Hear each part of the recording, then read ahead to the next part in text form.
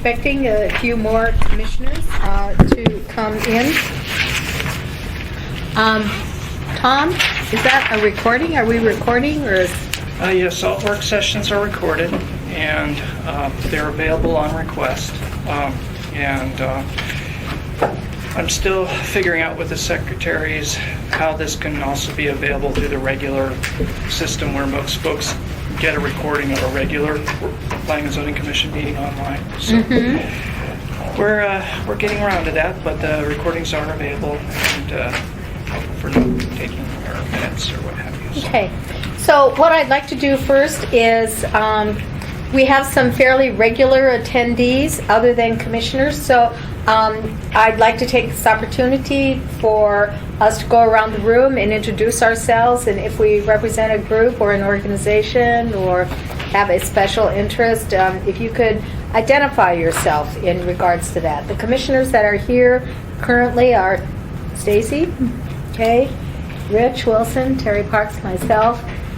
This is Sally Kuskos, who is the Planning and Zoning Consultant on Title 21, and let's just start right here. David Trimwell with Planning Division staff.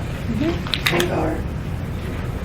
I'm sorry, I didn't hear you. Mary Gar. Okay. My name is Joelle Brown. I'm acting president of the English Citizens Coalition. Okay, thank you. Jim Potter with Village Game. Mike Kenny, we're active with Referee Community Council and AIM. I'm John Whitlock. I'm with the Airport Heights Community Council and interested citizen as well. I applaud you for your consistency and your diligence and your commitment to the Title 21 rewrite. Thank you. Jim Ferguson, Commissioner in Waiting. John O'Neill, private citizen. All right. Dan Bowles, consultant for the Eagle River Community Council Consortium on the rewrite of Chapter 10. Ah, okay. All right. Very good. I was going to ask, could we have a brief update from staff? And, you know, we have a lot of things to get through. So if you could get it all covered in 10 minutes, we would be very appreciative. I think in reference, we have, you had an email that I'll distribute here to the commissioners, sort of a summary of some of the work sessions and some of the issues that are remaining. So if we could ask you to speak to those items, we'd appreciate it.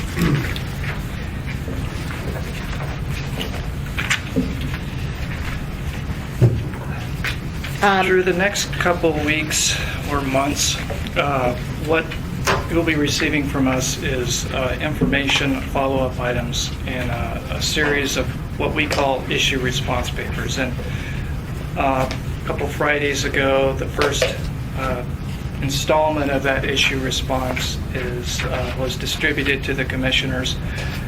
And so the items that you're looking at, including some of these follow-up research items. I'll start with the November 15th work session, if you would, Tom. Thanks. So basically the format that you'll be receiving responses to the priority items would be as part of this issue response series. And so you already have the format, and in fact you've already received the first 4 exhibits. And exhibits we're using as supporting documents. For example, when the commission requested a copy of the municipal attorney's opinion regarding the standing of the comp plan, that's an exhibit. So items here that are priority would be either in the body of the issue response document or as exhibits. And so that's how they'll be coming to you in writing. Some of these are somewhat straightforward. For example, the first item, we could provide you a response in writing, but the answer is basically yes, it would allow multiple lots on a development site. Other items, like the second one from November, would be much more research intensive. And in fact, we haven't made progress on that kind of item. And so what would be most helpful for us would be a indication from the commission, is this item priority? For example, the second item, are utilities, various utilities applying for infill redevelopment? It's an important question, however, would be time consuming, and if you find that it doesn't have immediate impact on your decisions over the next couple of months, we would prioritize other responses first. Some of the items we already know are priorities. The second item under the 12-12 work session on your handout, the townhouse testing. We began work on that. We have a lot more to do.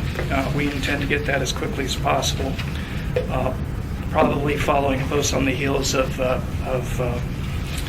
our work on the landscaping section with the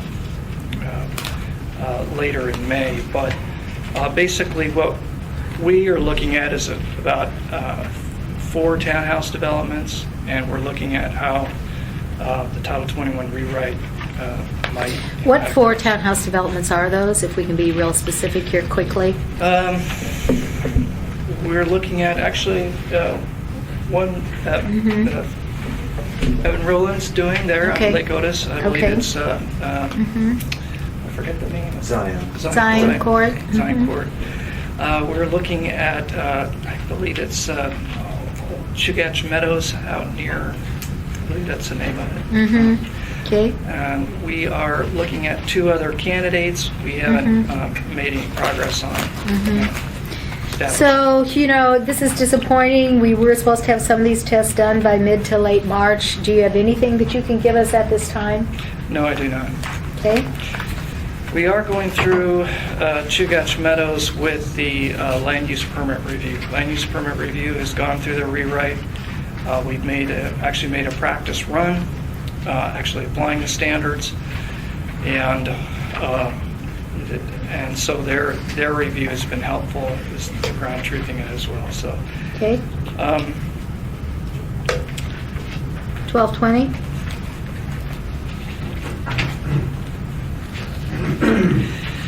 So we've been looking at certificate of zoning compliance and land use permits process with the land use permit review folks. Our finding is that there are a few question items within that. However, what we see those as is basically clarification of current practice. It is not a substantial departure from current practice. It is basically clarification. One of the primary criticisms of the format and clarity of the current code is that it leaves some processes somewhat ambiguous or unstated. So the long and short of it is the land use permit review process and certificate of zoning compliance process in the Title 21 rewrite provisionally adopted are basically current code or current practice clarified. There are several specific items of concern to the land use permit reviewers that would be changes, 1 or 2 sentences, and we intend to bring those to your attention. When? Well, within the set of issue responses, that item would be brought forward prior to deliberations. But it would be a minor item, we believe, a minor correction. Okay. Well, I think you're going to be, we're going to talk about the schedule here in just a little bit, Tom. Is there anything else, anything in the 1-4, 1-9, 119, 130, 213 work sessions for our request for information? Maybe the easiest way to say, is there anything that has been covered, anything that you wish to report, anything you wish to deliver to the commission at this time regarding any of the responses? Yes, and I'd like to preface that with 2 things. When we provided this to the commission on February 14th, it was our understanding that this would be used by the commission to prioritize the items that they wanted us to follow up on, because a lot of these items, all of them put together, would be more than you have resources to do. So it's my understanding that this was to be used by the commission to come back to us and prioritize. One of the items that we did give you already, for example, is on the January work session. Again, in the issue response documentation, Exhibit A, the issue response that you received, provides you with the street and trail review process flow chart, and it's in the department issue response, initial issue response for chapters 1 through 3, trails review is actually covered there, and you would find there in our issue response on the trail review process on page 28. And we provided this to the commission on April 19th. Okay. That will give you the page number of that review process. Anything else? Several things coming up. Let's hold on a second here. Okay. So I think what would be most helpful for the remaining items here, staff time is limited, and we really, what would be most useful for me is, if there are items on this request list, certain items like, request whether French door can serve as a primary entrance or home occupations. If those are important to the commission, or if they're not important, let me know so that we can prioritize. The other thing that I wanted to let you know is that prior to the upcoming work session, there are a number of things related to the economic impact analysis that the Commission's requested. And we intend to provide the full package of the existing economic impact analysis materials. Basically a one big package. And that is our intent to provide that prior to your May 14th work session. So that will be the economic impact analysis report.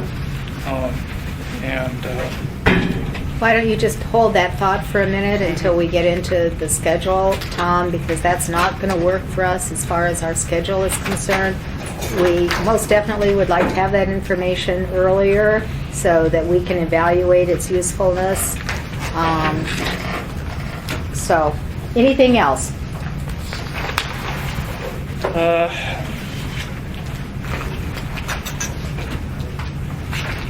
We're also going to provide with that, I think there were some concerns about takings.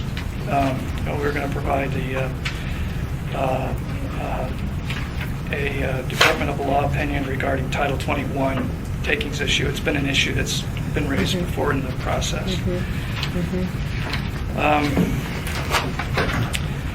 Comparison of director duties, that is one of the items for this evening, and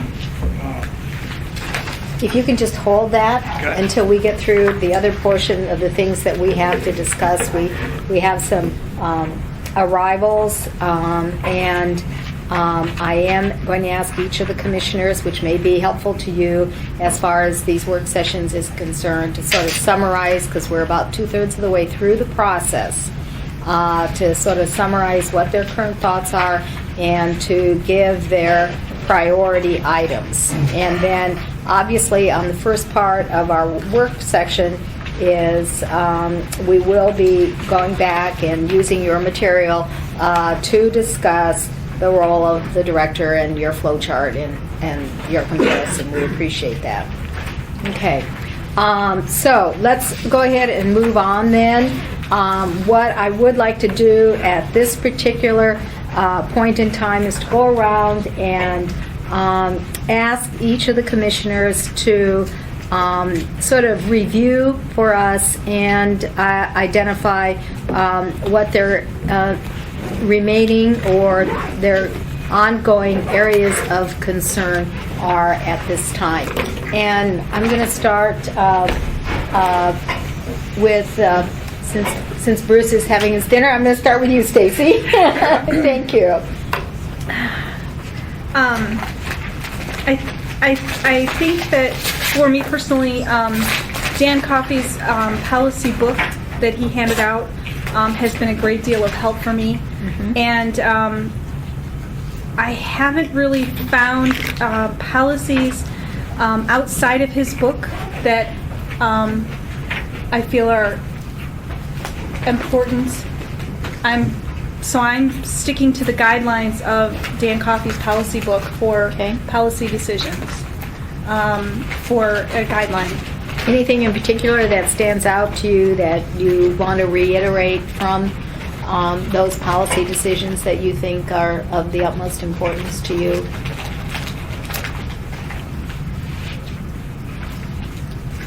Coming up with the user's guide, the zoning and land use plan map, deciding on purpose statements, and what we're going to do about the design criteria manual. Okay. Stacy, I didn't hear the last one. What we're going to do on the design criteria manual. I'm sorry, what was the second to the last? Oh, the second to, I'm sorry. So those again, the user's guide, the zoning and land use plan map, the purpose statements, which is in every chapter, and then design criteria manual. Okay, all Can I right. add something that I think, Stacy, when you talked to me? One was the role of the Planning and Zoning Commission. Yes. And the duties. I remember that strongly. I just figured somebody else would probably hit on that one. All right, okay, thank you so much. All right, thank you, Commissioner Dean. Commissioner Wilson. Very similar to Stacy's. I'm very concerned about the economic impact and land use map prerequisites, I believe, to making major decisions on key elements of it. Not the whole, but key elements. So those are important. And I think that has been, in response to Tom's question for priorities, I think that those have been stated at least 3 or 4 meetings and have been indicated to be a high priority, at least most of the commission, if not all. The duties of the planning and zoning authorities of the planning and zoning should be retained the way they are, and no one has I've not seen anything or heard anything that convinces me otherwise. That there needs to be a change there. There is a I don't have my list in front of me because I lent it to our commissioner in waiting. But I believe that we need to make. I do like the idea of having a design criteria manual reviewed by the commission and by the assembly. And because it is, in effect, a regulation of the municipality, and regulations by law must be approved by the elected authority with the advice of us. So those are my keys. All right, okay. Commissioner Hickle. I got a few. Obviously, the exactions are a big issue. I'm sorry, the what? Takings, The exactions. takings. Something that hasn't been done before. Design standards, some of the design standards in commercial development. Not that I have any specifics or want to tell these guys how to design it, I'm just sort of philosophically opposed to it. It puts a lot of difficulties on the development. We've already been through stream setbacks, natural vegetation buffers on lake property. I don't think you're going to hurt Campbell Lake one bit by clearing all the way to the beach. And streams may be a different story. And limiting commercial development in industrial districts. Okay. Bruce, are you ready? Oh, sure. Okay, great. I guess I have several too. I agree with Stacy that I find that the coffee analysis is a good starting point, and I view that as being like a thing to key off on and resolve the issues associated with that.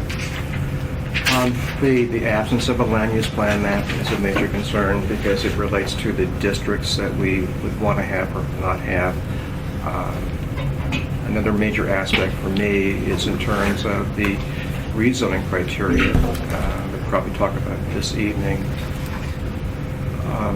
An underlying concern is that the actions that we take in terms of resolving the code, whether those actions make sense in the development community. That's been a major concern that I had for a long time, is we make these changes, but are we doing something of a detrimental nature to development inside the community? I sometimes don't have the feeling that we really know what we're doing in that particular sense at times. And then I think that working on the subdivision chapter is important too. Having been on a planning board like Stacy, I'd like to move that forward as pretty much as soon as possible, because it's a standalone chapter and we could do that pretty quickly. And if we were to deal with it quickly, we'd have the opportunity of getting a review of our work by the planning board. Okay.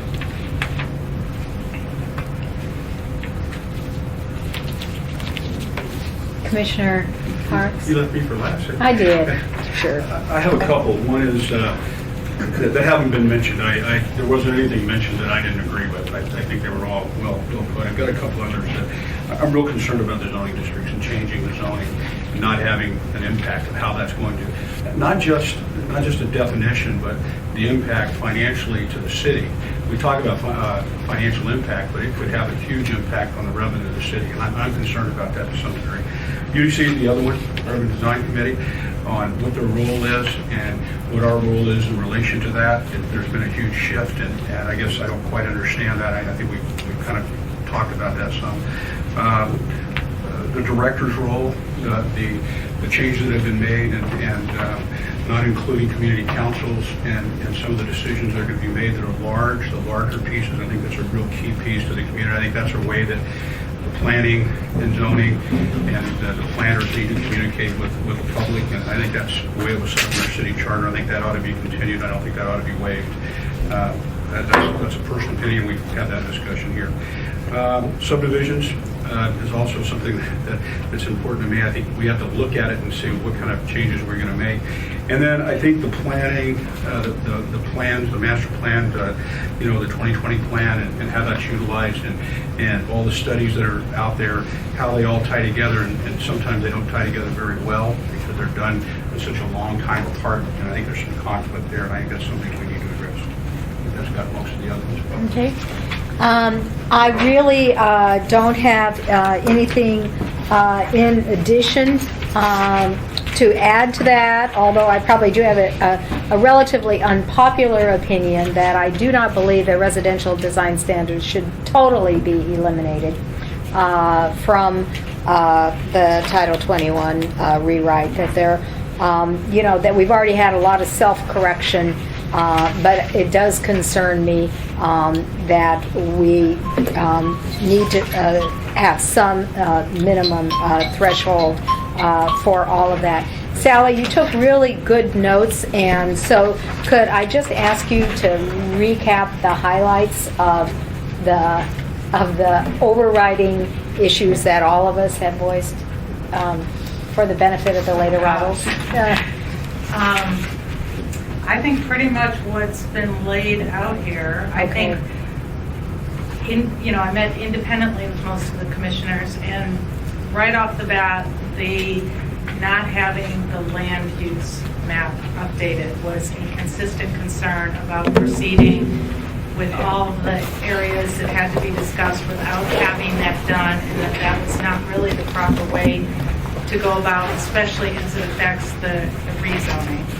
The role of the Planning and Zoning Commission was probably the next most popular topic.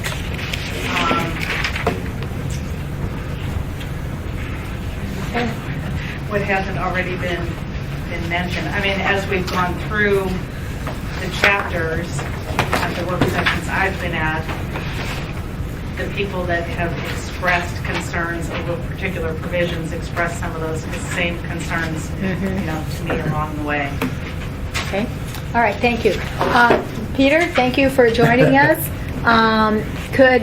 Where we are in the agenda is identifying, each one of the commissioners I've asked to identify their major areas of concerns with the provisionally adopted Title 21.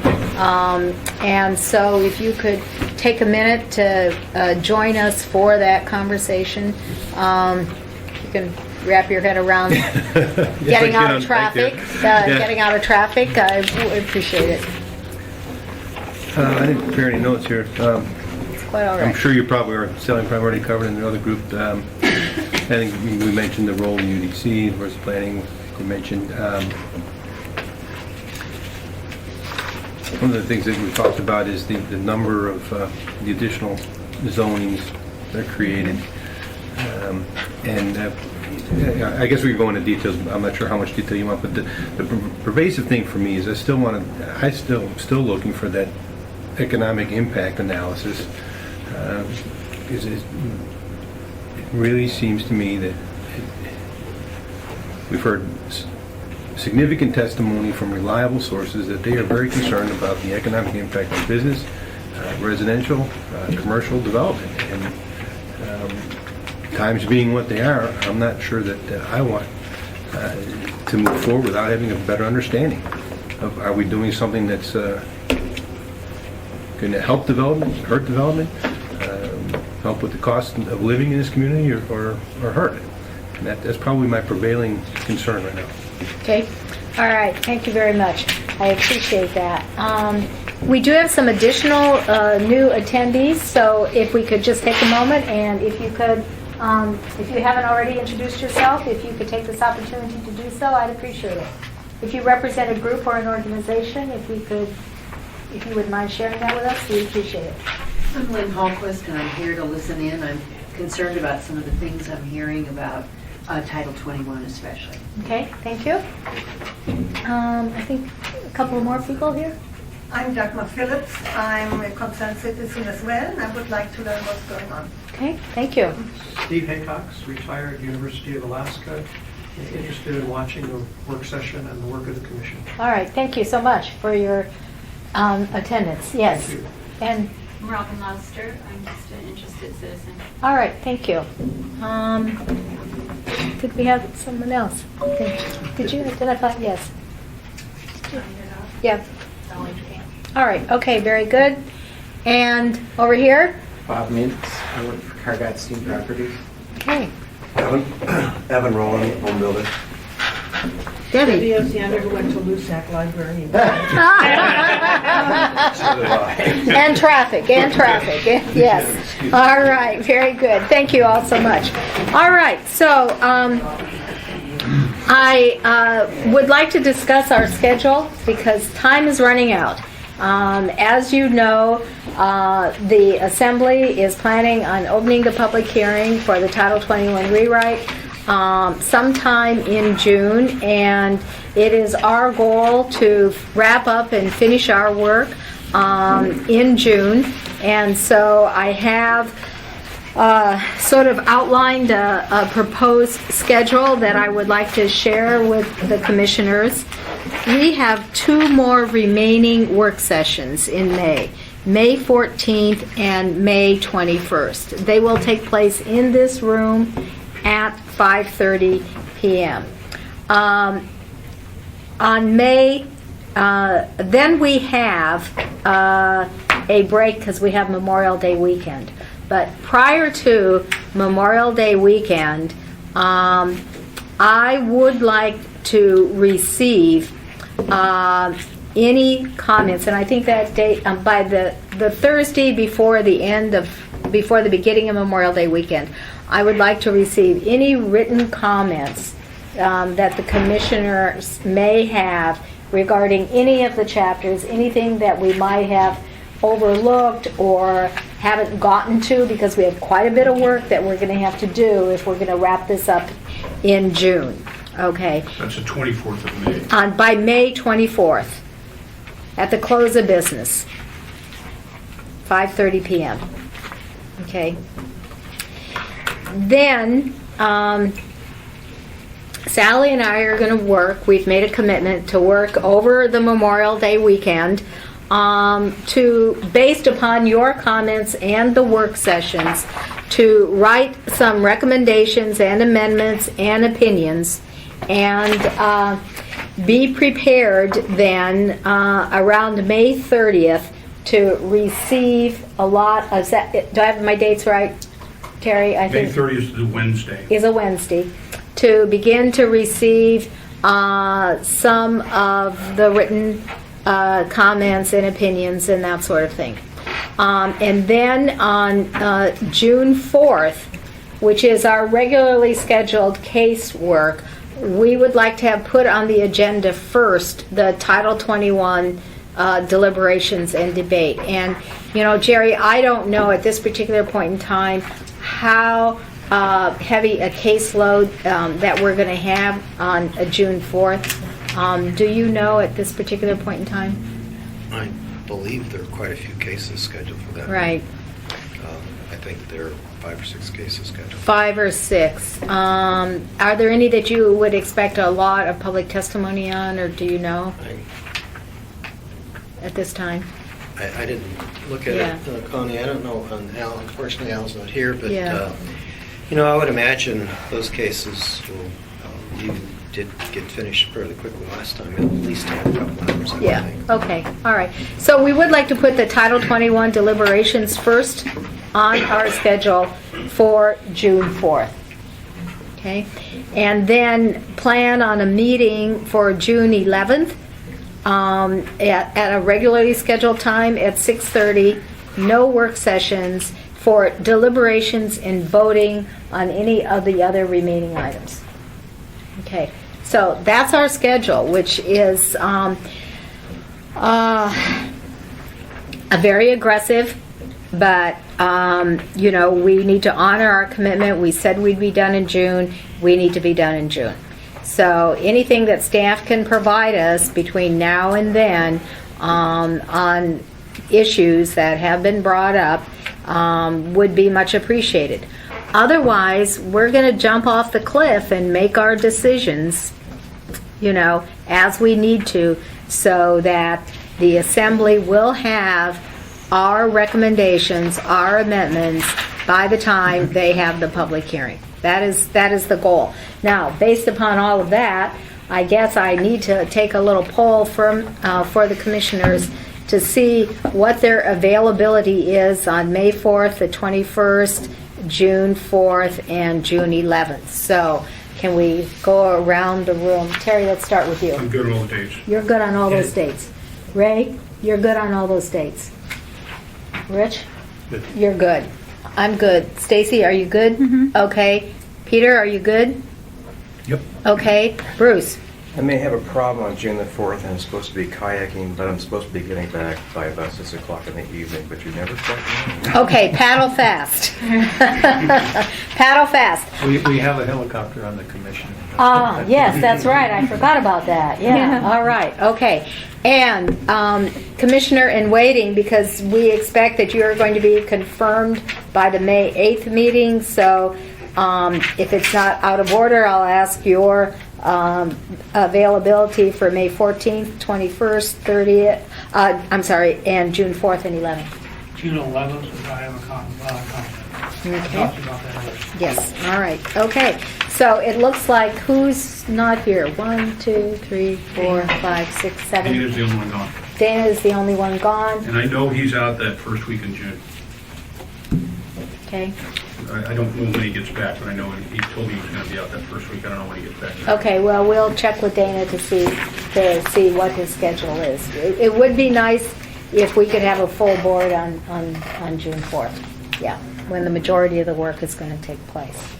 Okay, does that sound agreeable to everyone? Okay, all right, good. So,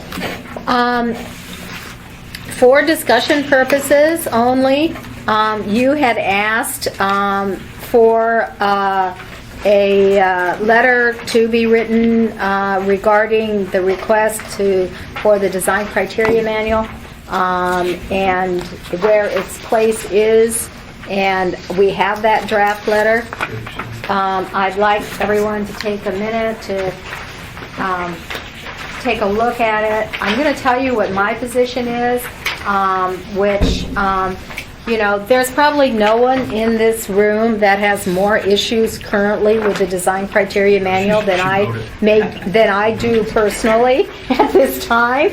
But I think that these comments should wait and be part of our amendments and information that we provide to the Assembly. I don't think that it should step forward and out of our regularly scheduled agenda items. Okay? So let's take a minute to read it. You've asked for its preparation. We've prepared it.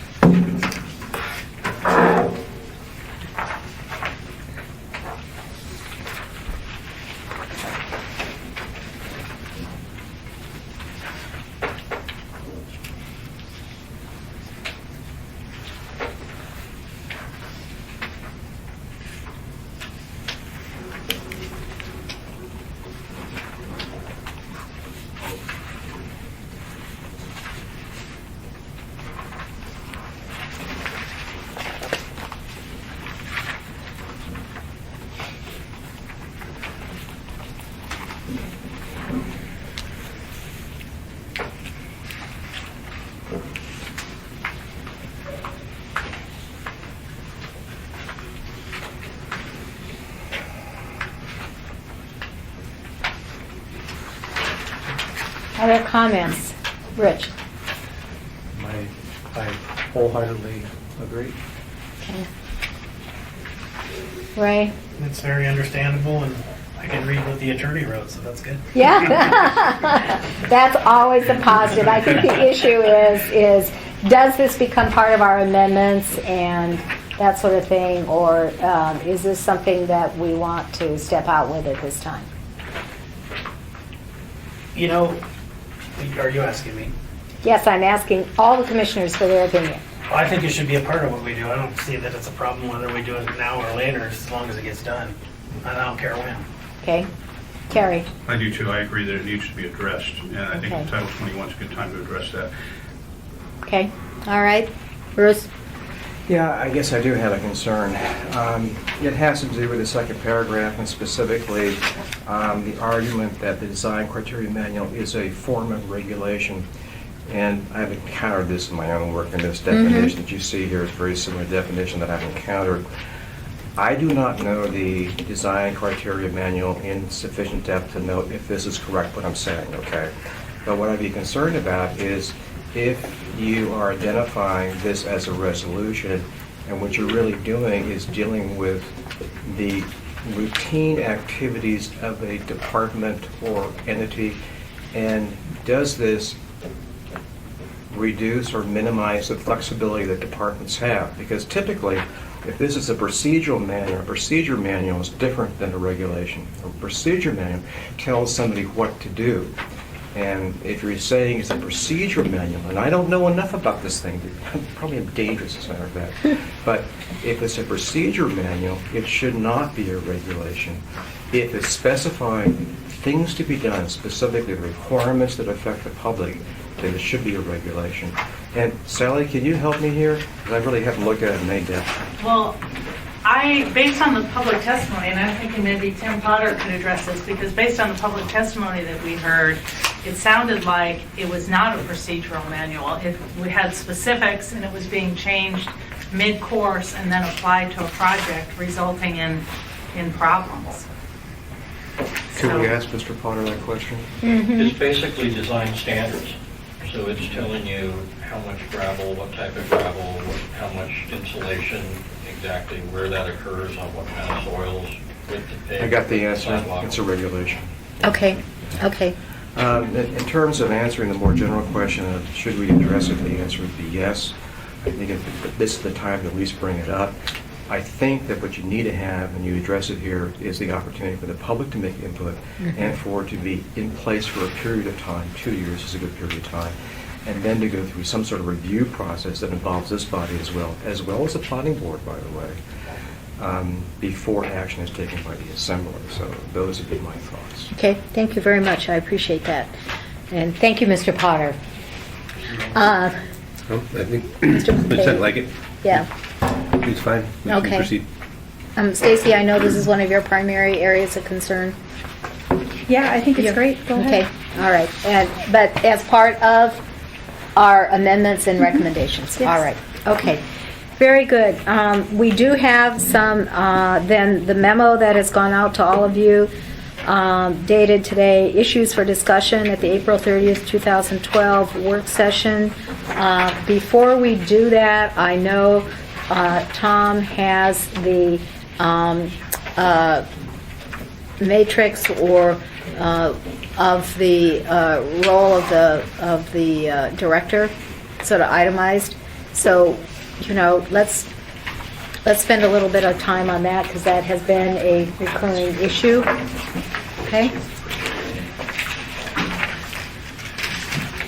have more of those?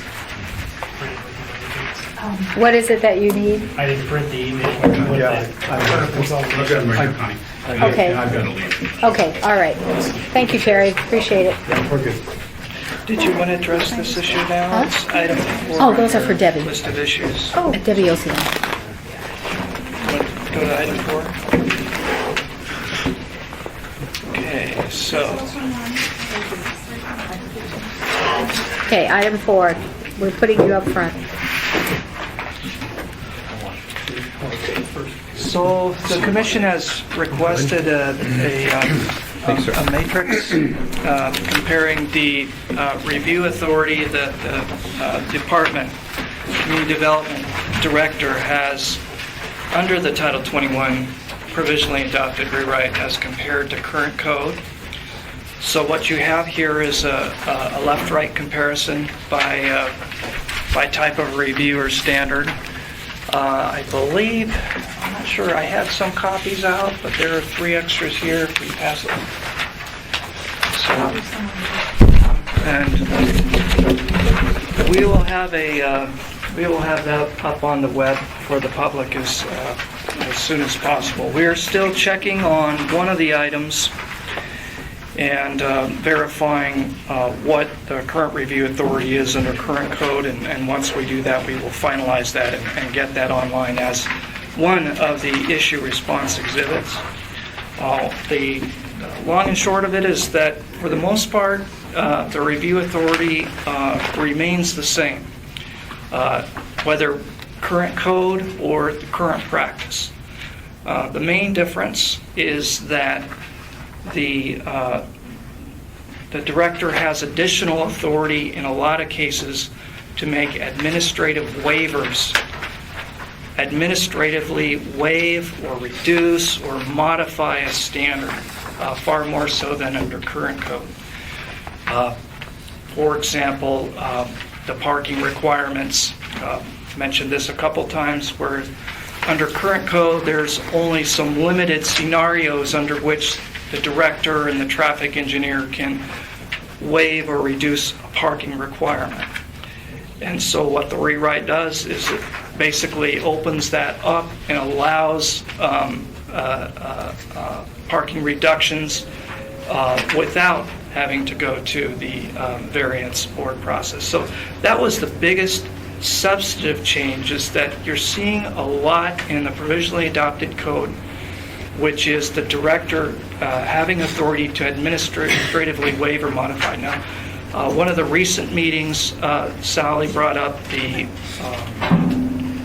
alternative equivalence compliance process. The director has the ability to review and approve basically alternative means and methods meeting a standard.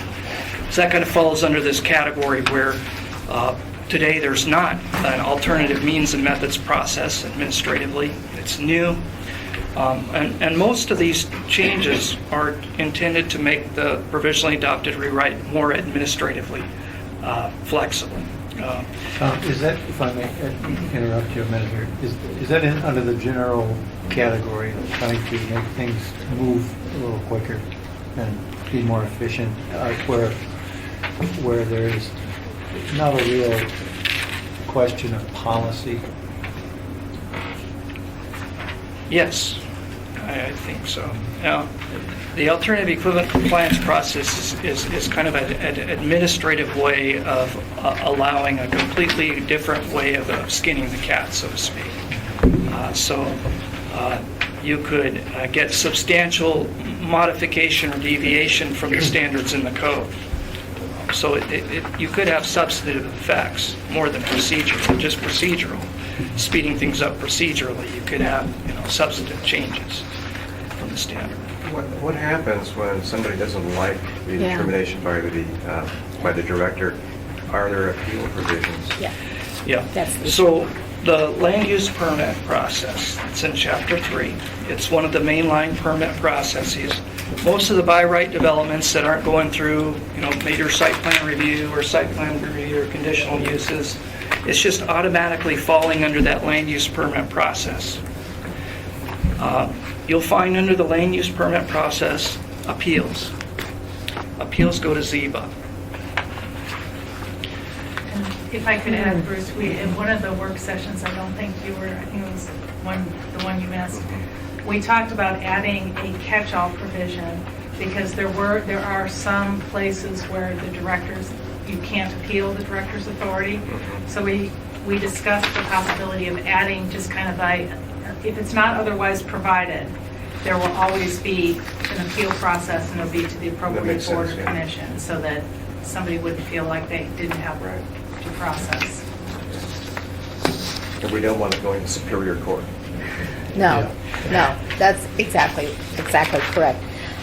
Well, as I count my little gray squares here, I find 27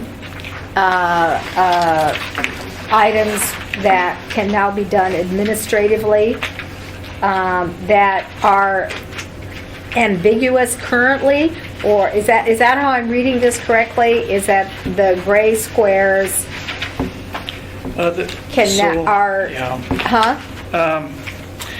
So the gray squares under the, for example, under the current Title 21, page 2, master plan institutional or minor modification. Gray square means it doesn't exist under current code. So there is no master plan institutional process in Title 21 for UAA. It just doesn't exist. So, so same page, administrative variance, minor dimensional error,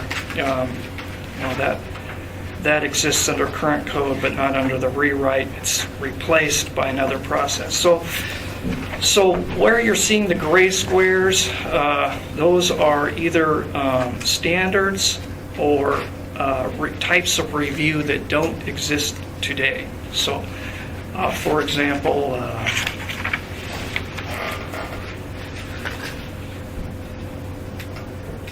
page 4. Page 4. Third to bottom, authority to waive or reduce height transition limitations. Gray square under current code.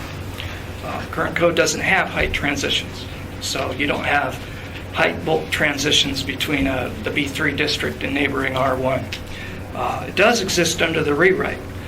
What the rewrite does is gives the director the ability to waive or reduce that height transition requirement given the practicality of situations so that it protects the commercial property. So even though this is not in, normally would that go to the planning board or would that go to P&Z or UDC or normally where would that go if it didn't go to the director? If it didn't go to the director? Well, it's a by right standard, so it's designed for the applicant to quickly see what the rules are and get through by right. No need to go to a board or commission. Now, if like it's a land use permit, like most of these reviews, if the applicant wants to appeal, it goes to ZEBA, land use permit review. So the appeal process is built into the code. Now, if the director doesn't have the ability here on this item, let's say the director doesn't have the ability to waive or reduce the height transition requirement, then the applicant, to get that waiver, must get a variance and go to a commission. This waiver process is designed to keep this new kind of height transition standard flexible, practical, and avoid As the intent statement of that section says, the standard is to encourage more sensitive placement of tall buildings, but it's not intended to reduce If the development applicant potential. The applicant doesn't agree with the director's... Then it goes into the appeal then it can process. go into That's the right, then appeal that's the process, next step. Which is like a variance. No, That's an appeal. That's an appeal to the Zoning Board of Appeals and Examiners, and I think what we have discussed previously is that if the applicant or petitioner doesn't agree with the director's decision, that it can revert not to the Zoning Board of Appeals and Examiners, but it can revert to the applicable board that would normally see the case. And I think that was the position, Sally, that we took. Okay. Okay, and I think there's general consensus around the table here that that's what should be retained. So an appeal would go to the Planning and Zoning Commission. Yeah, yes. Okay, or the Plating Board, or UDC, or whatever. Okay. Yeah, if it's not otherwise provided. Yes. I think, there's a lot of specific instances where it already tells you where you can appeal. But if it doesn't say anything, then it would be to the applicable board that you would have gone to originally. So who makes the decision on applicable board? Well, right now, it would depend on what kind of review process it falls under based on Chapter 3. So the Chapter 3 for that review process identifies what your appeal body is. So we could state that, couldn't we? Yes. Yeah. Okay. All right, good. Thank you very much. I think this is helpful. It's something that we probably need to move on from at this particular point in time. But this is excellent work. We appreciate it very, very much. It's pretty clear and pretty concise. And the gray means it doesn't currently exist. Is that? That's correct. That's If correct. It's grayed out. We've got all these colors. We have blue. We have red. We have gray. We have all this stuff. I got to keep it straight. It's hard. All right. Thank you. All right, so we should, I think we've resolved this issue. All right, thank you. So let me just clarify. So is the resolution that everyone's okay with the expansion of the director's authority, provided that we make the appeal procedure? Yes. Okay. Yes, back to the applicable board. If we need to, I think I have consensus here from everyone on that regard. I would specify, be a little more specific, I would think. Right, Bruce? I missed that part. Be a little more specific on... Yeah, I mean, you can reference to 2103, that gives you specificity, so in the language they create, they should use specific language. Although your 2103 will be changing because of the changes to the authority of the various boards, but we'll reference back to that chart. You would just pick that up at the time. Yeah, we know what we want. Commissioner Pickle? So currently we don't have height transitions now, but we will. But what would be We may. We may. Mm-hmm. Yeah, we're going to be able to see where these are, and do I have to sign on that all of us can agree with it right now? No, this is for discussion purposes. We're just trying to get a general feel in terms of where the commission is. Yeah, we on June 4th. I'm a big question mark. Yeah, okay, all right. I know, I appreciate that. You should speak up. All the commissioners should speak up anytime they have an issue. Yeah. Okay. I think the question, the specific lines on it in that table, yeah, I may have concerns, but overall, I have no problem with the expansion of the director's authority, given that we're doing that in each case there will be an appellate process to the appropriate body. All right. The other thing to keep in mind too. I'm sorry, I too think the director should be able to waive certain things. When he gets into more power, can be more restrictive than the code. I wouldn't want to go that direction, but I like this direction. Okay. All right. Bruce? Just a clarification. I think that if we determine that certain of the new districts are inappropriate and there's a referencing of those new districts in this matrix here, the matrix would change to reflect whatever the changes were made in the main body. Yes. Yes. Okay. All right. So just for clarification for all of us that are in this room, this is a work session. This is for discussion purposes only. It is nice from my point of view and from Sally's point of view to have some clarity in terms of where the general commission feels, how the majority of commissioners feel about things. You are going to have an opportunity on June 4th and June 11th to strongly voice your opinion, one way or another, about how you feel about the proposed amendments, the 106 mayor's amendments, any other amendments that has been crafted as a result of these work sessions. And you will have the opportunity to voice your opposition or your approval and to make your comments and to vote on all of those items. Okay. Stacy? Just curious about, any other changes, adding amendments to it? Right. You'll have that opportunity to do that as well. And, if you have specific things, you're free to bring them up at the next 2 work sessions that we have, or to circulate memos or concerns or things. Yep. I think it's really important to have some sort of structure to this process. And I think that the structure that I like is Sally develops these memos that basically identifies the issues and then identifies, in certain cases, what the commission recommendations would be. What would be helpful for me is to know what chapter we're going to be coming up next so I can review it a week in advance. So if I have issues, I can get them to Sally so she can get them to the commission at one time. Because I may suggest language, and I would prefer to have the language inside the document as opposed to try and create it as we speak. Okay. Sally and I will work on that. Today, we're hopeful to do the remaining issues in chapters 1 through 3. And we have issues for chapters 5 and 6. Okay. All right. And I appreciate your comment. We'll try to get all this out earlier. Right. I think, just to say, and explain it a bit, is that I tried to do chapter 5 today during the noon hour. Okay? Yeah. It's a big chapter, and I just could not get all the way through it. So it makes it difficult for me, at least, to have a discussion about this. Yep. What we've been doing is just meeting, I think it was Connie and Rich one time and Connie and Terry one time, where they come and tell me issues. And we didn't do that until today at about 10:30. So. And that was as a result of my schedule, really, quite frankly. I'm not trying to be adverse here. I'm just saying no. It makes sense to do it just Right. a little bit earlier so I have a chance to review. And I think especially now, because your next meeting I won't be at because it's a regular public hearing on your regular cases. So I can work to get those issues out a lot sooner so you can have them a week in advance. So can the chairman identify for the commission which chapter is coming up the next time so we can take a look at it? Yes, we will. And we'll try and get that out to everyone by Friday, by close of business on Friday.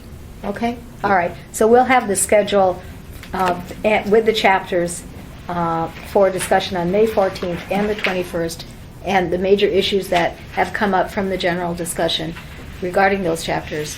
We'll have that out to you by close of business on Friday. Okay. All right. Thank you. Hopefully. All right. Okay. Very good. Let's now go to the memorandum and the remaining issues arising in chapters 1 through 3. And Sally, I'm going to sort of turn this over to you. And Bruce, these are your chapters I know you spent a lot of time on. So if you could please sort of lead us through some of these items, I'd appreciate it. Sure. Okay. On the first item here, it goes back to Code Section 2101.070B, and on my document, it's going to be page 4, by the way, of 2101.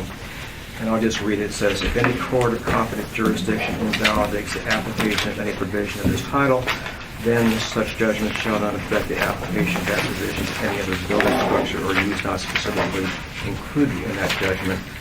And C is similar to that, but it's a broader interpretation of our application. I realize everybody's turning pages here.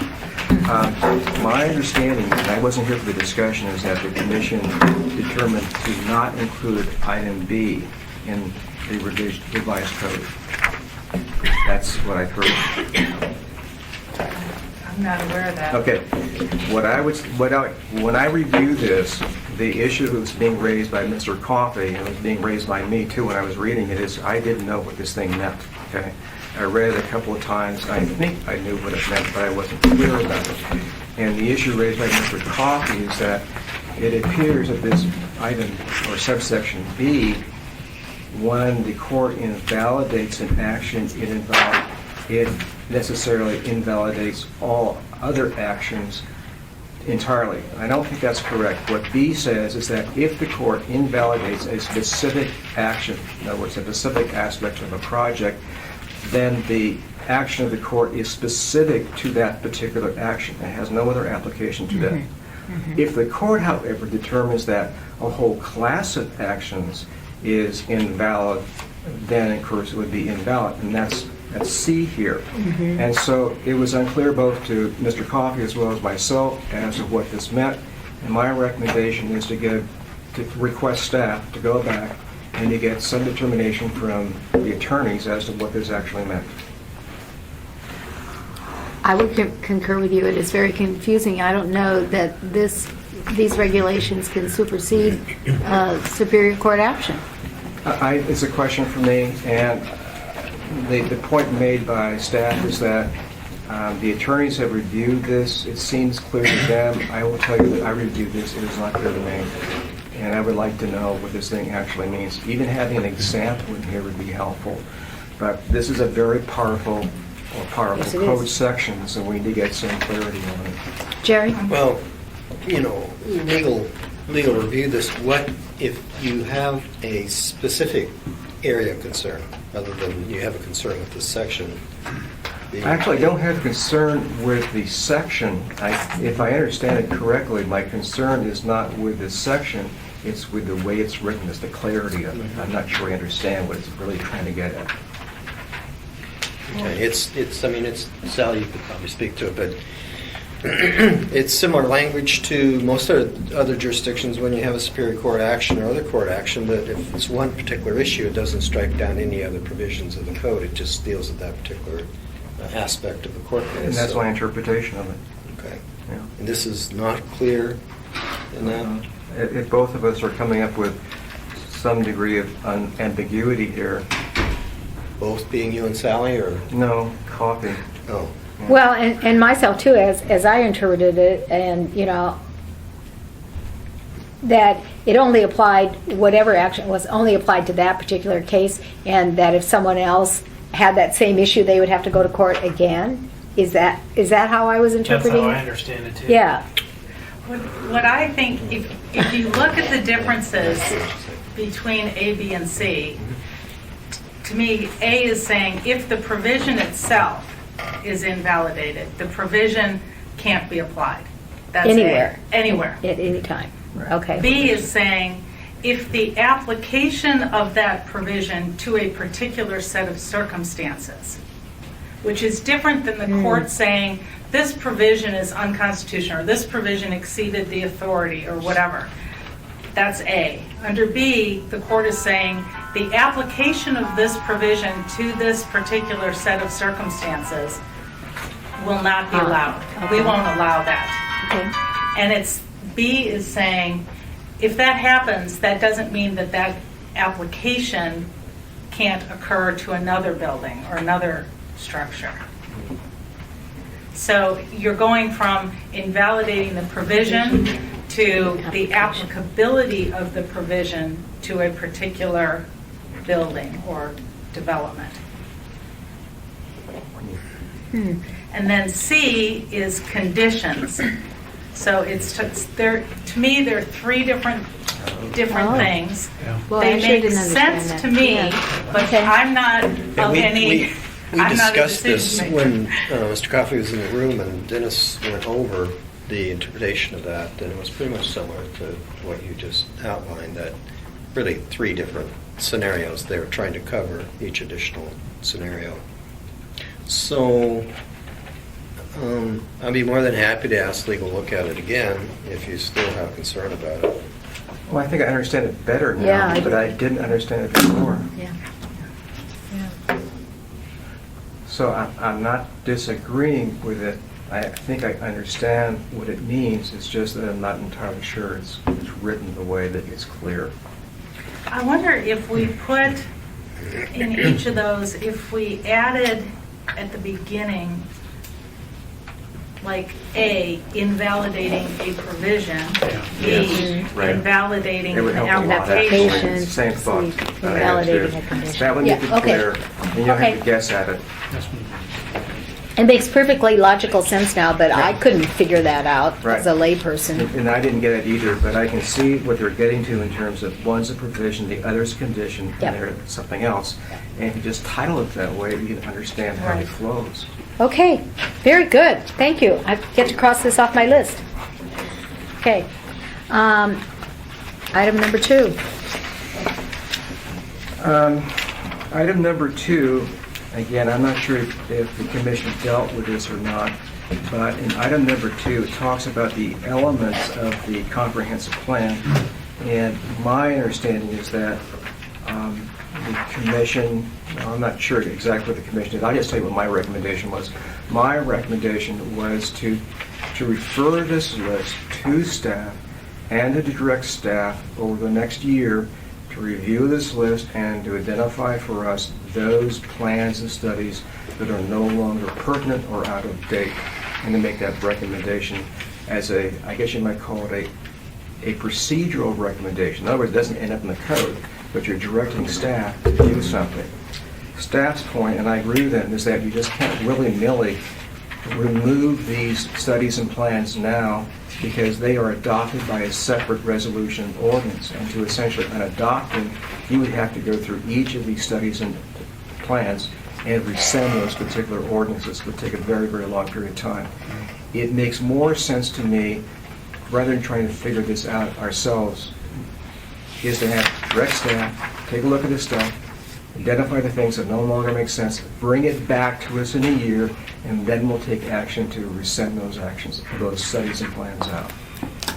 Now, that's one aspect of it, and the other aspect I had was to clarify the application.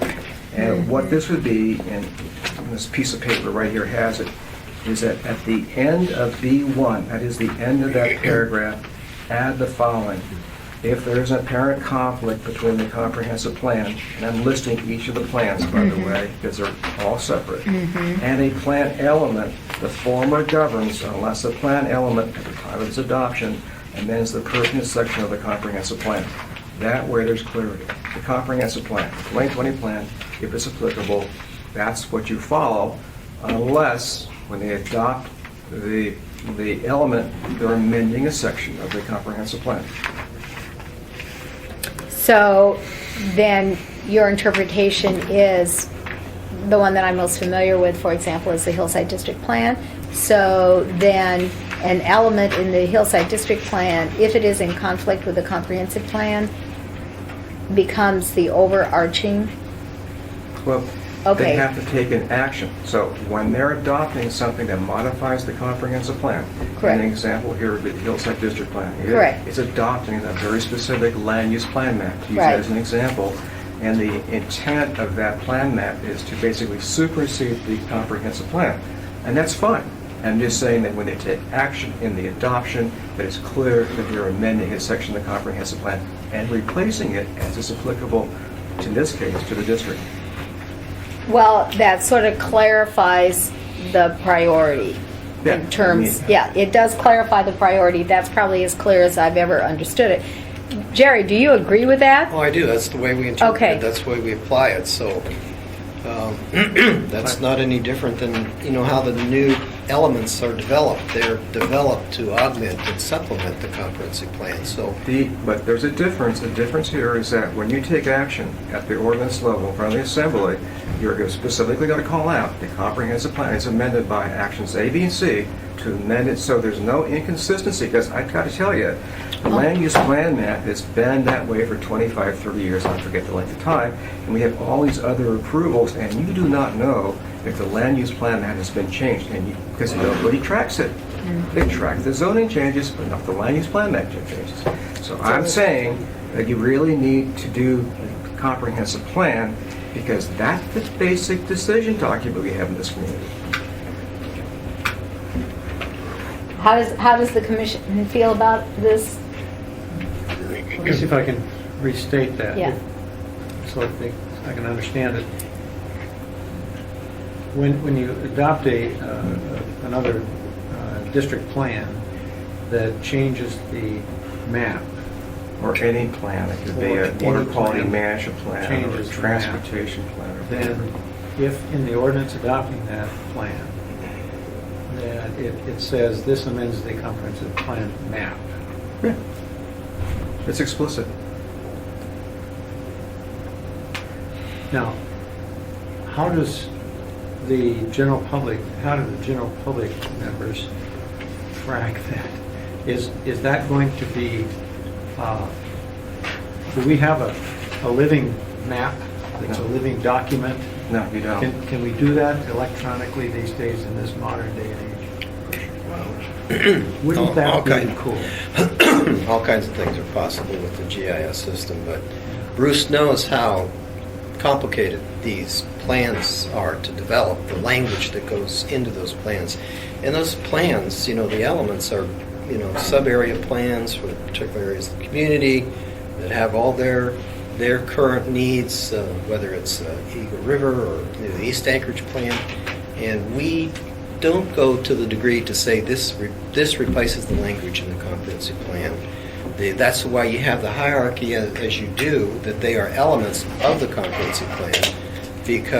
And there are sometimes conflicts that get worked out through the process. Either the staff works them out internally among the staff, or if there's still conflict, they'll ask the commission to resolve or adjudicate that issue. You can't go through and identify all those particular sections. I don't think you can. I think it'd be a realistic expectation to say we are amending these provisions out of the comp plan, because we have multiple comp plans. We have multiple comp plans that would be challenging to do. The easiest way to do is to adopt these as elements. And like in the Hillside District Plan, where we did amend other plans, we were very specific. This amended the Trails Plan, this amended the OSNHP. So there was specificity there. But to go and say that we are going to amend these particular sections, I think it would be challenging for the consultant to do that. I'm not saying it's impossible. They could, and I think they inherently focus on those things when they're doing it. But well, I'll tell you, in state area plans that have some familiarity with, it's exactly what we do.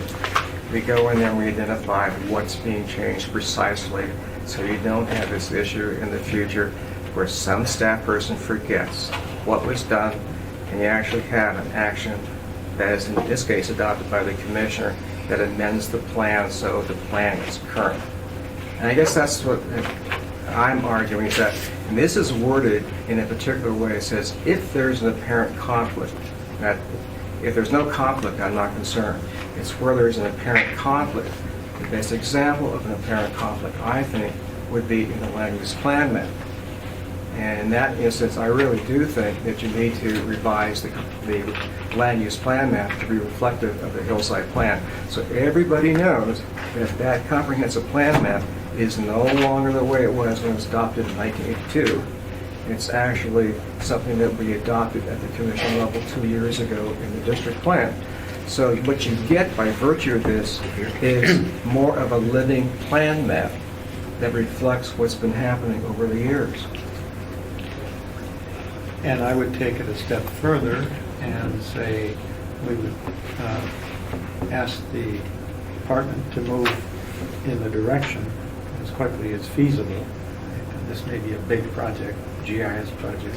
It's not that big. To move it into, I don't think it is, but they just stripped out all of our GIS support people this last week, so it's a little bit of a challenge. Well, we understand, and maybe with a little oomph from this commission, maybe you get a piece of it back or something.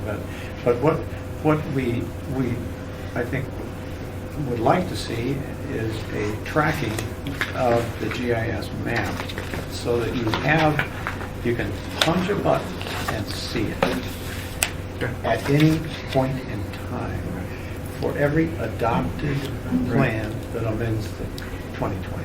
So just to be... For a given area. To answer your question technically, what you're going to have is polygons. They're called different things now. But every geographic area has a use on it, has a spatial dimension to it.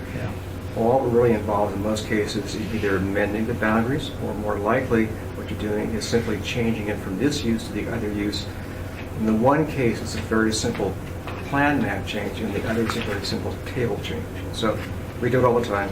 It's not that difficult to do. I think you could, in that process, as long as you're identifying in the plan that that's exactly what you're doing, is you're updating the plan map. I don't think that that's, an overbearing thing to do. I would think that it would be part and parcel of every follow-up plan, every plan review.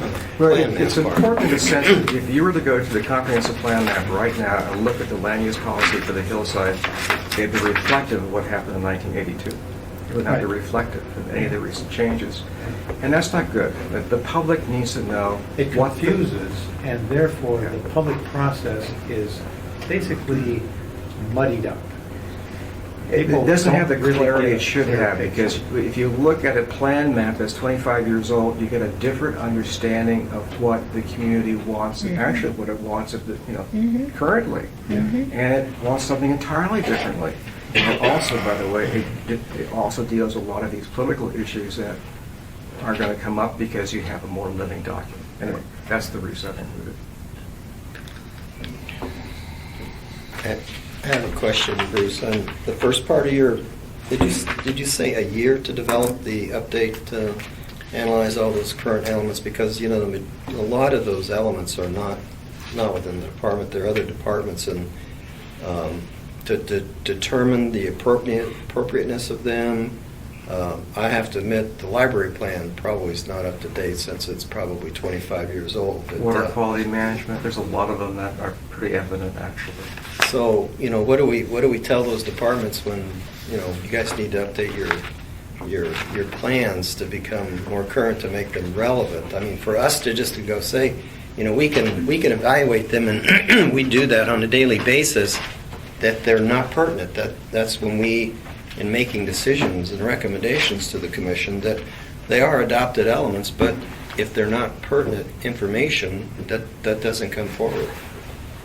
Well, I guess, it's going to be a similar issue that if I were a person from the public who wanted to figure out how to do something, I would have to go both through the comprehensive plan as well as those comprehensive plan elements.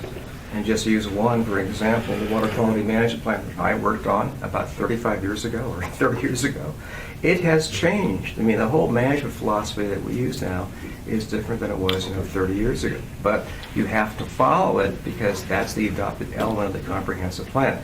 So what I'm saying is, what you're saying is we have to go through each time and determine whether or not it still has remaining applicability. I'm saying that I think you have the ability to ask yourself the question of, is this land use plan map, or no, is this plan or this study still applicable to the types of land use decisions and environmental decisions that we make on a regular basis inside this department? I think it's a reasonable expectation. It does require assembly approval for the revocation of those documents, but I think it's certainly appropriate for the departments to go back, especially on the very old ones. And we have new legislation, federal laws that govern water quality requirements. That obviously the stuff that you worked on is different today. So I don't think that that's a reasonable expectation, but it will take a little bit of time to do. Okay. Yeah, I'm not saying it's going to be immediate. I'm saying that in a year and a half, something like that, we'd like to get a recommendation back again. All right, Tom, did you have something? Two things. One, the comprehensive plans, the general plans for the Bowl, Chugach Eagle River, Girdwood, they're all long, and they have, the Chugach Eagle River plan has a lot of goals and objectives, has many policies and strategies, probably numbering in the dozens. Anchorage Bowl 2020 plan has 100 policies in addition to a number of principles. So there's a lot in writing in addition to the land use plan maps and the policy maps. There's ample opportunity to miss. in the development in an area-specific plan or neighborhood plan, some policy or objective in the overall comprehensive plan for the community, how does that get dealt with so where you're not inadvertently striking down a well thought out provision at the neighborhood level because you were unable to find that? Well, I'm assuming that when you're going through the public process that you're identifying differences between the comprehensive plan, significant differences between the comprehensive plan and this new element. And we'll use the Hillside District Plan as an example. There were very specific changes that were made in the Hillside District Plan that affected very specific policies in the land use plan and in the comprehensive plan. Where you have obvious, evident changes, that's what I'm after. Obvious, evident conflicts. You want to resolve those conflicts. I'm not suggesting to update the entire comprehensive plan because that's way beyond the department's capability. But if there's an apparent problem, I would like the apparent problem to be dealt with. And that should be just task one for the consultant that you hire to do each plan. Maybe put it. Yeah, that's, yeah. Make it a requirement of their contract to just go through the 2020 plan and be aware that any obvious things need to be flagged. I think that's an excellent idea. I'm not telling you how to yeah, manage but the no, process. I think that's all right. So, I don't have anything to Commissioner offer Nicol. specifically to that, but when it gets to the conflict between those plans and Title 21, Yes. are we going to get to that point? yes, yes. I think that's an overarching issue for this commission. Well, So, yeah. I mean, the issue is Title 21 in the comprehensive plan. yes. Yeah, that's not dealt with here, it's dealt with later. But there is some language that I have about that, actually. Okay. All right. All right. Any other comments regarding this matter? Okay. Let's move on. Sally, did you want to recap, or did you have something else you want to I add? just wanted the commission to address the amendment to 2101060, which is at the bottom of my issue statement. It's page 3. This is a provision that's called conflict with comprehensive plan. And in the 2010 commission amendments, that section was deleted. Where are you? I'm still. I'm Page not. 3 of what? Page 3 of the... Provision. Yes. Of our... Page what? Page 3? Yes. Chapter 1. And it's referenced at page 1 of Yeah. the memo This has been regarding deleted. issues. So the question I have there is, because what I'd like to do when we finish tonight is kind of be done with chapters 1 through 3, and this is an amendment that I thought you should discuss, because in 2010, the commission, it's on the commission's list of proposed deletions, but I wasn't sure if that was still the commission's position. Just a point of information, the staff issue response that we provided on April 19th, this is issue number 1, and that issue response provides background into the reasoning for deleting that provision.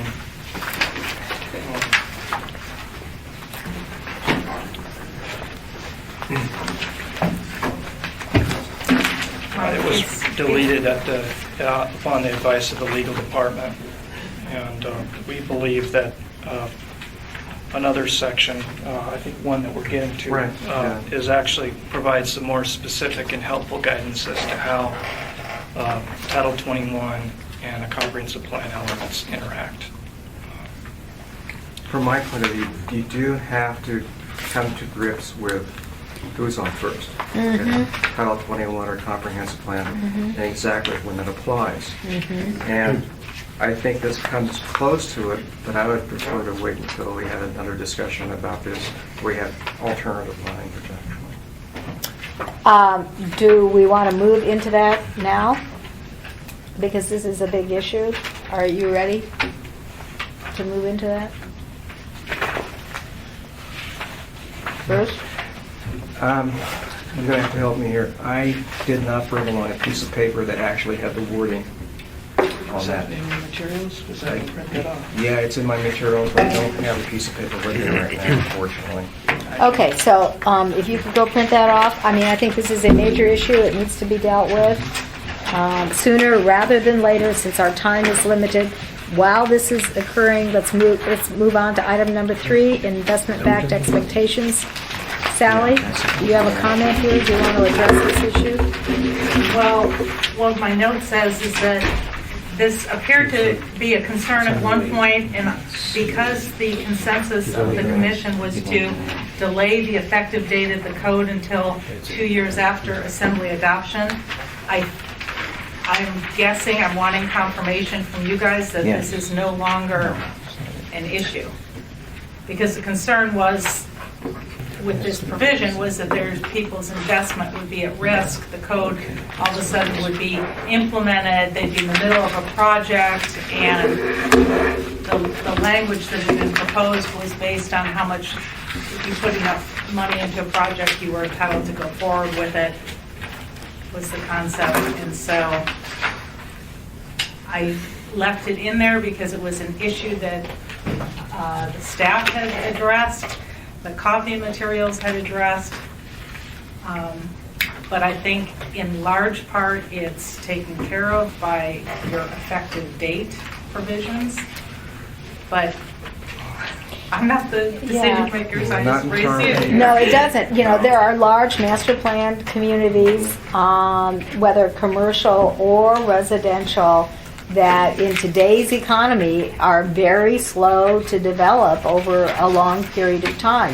And whether it's extension for roads, water, or sewer, it's a plan that can take several years to actually implement. And so I don't think this issue actually is resolved as far as investment-backed expectations are concerned with a 2-year adoption. It would be my position that if there is a master plan that those entitlements should stay in place if there's water and sewer and road extensions, that's a heavy expense. I mean, you can't replan those items. Yeah, I mean, I think this is actually fairly typical throughout American planning practice, is that things that are underway or there's substantial commitment of money or time or both, at a certain point have to be grandfathered, if you want to use that term. Right. That is, they can continue. And it is what's called the bright line approach. That's the words they use. And so it's a bright line as to, at this particular point, when you get to that point, whatever that point is, if you've met that point, you continue under the existing code and regulations. Beyond that point, beyond the bright line, you're then subject to the new code, new regulations, but there's a bright line. And what I remember, we worked on this a little bit back, is that we both concurred when we're working on this, is that bright line was the appropriate vehicle, but I do not recall if we ever came to an exact conclusion on how to define the bright line. Can you help me there? Yeah, on page 11 of that April 19th issue response, describes the approach in the provisionally adopted draft and the bright line approach.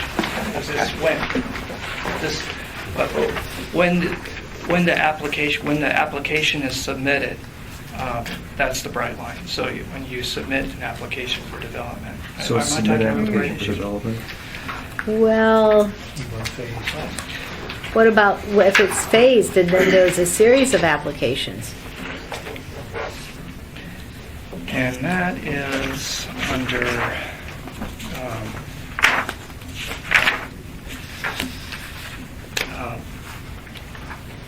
I think in your copy it's 21090. In the provisionally adopted draft available to the public, it's item D, 2101090D. I believe commissioners have a copy. It's under item E2 or E1B. That addresses multi-phase projects. But basically, this section adopts that bright line approach, a completed application.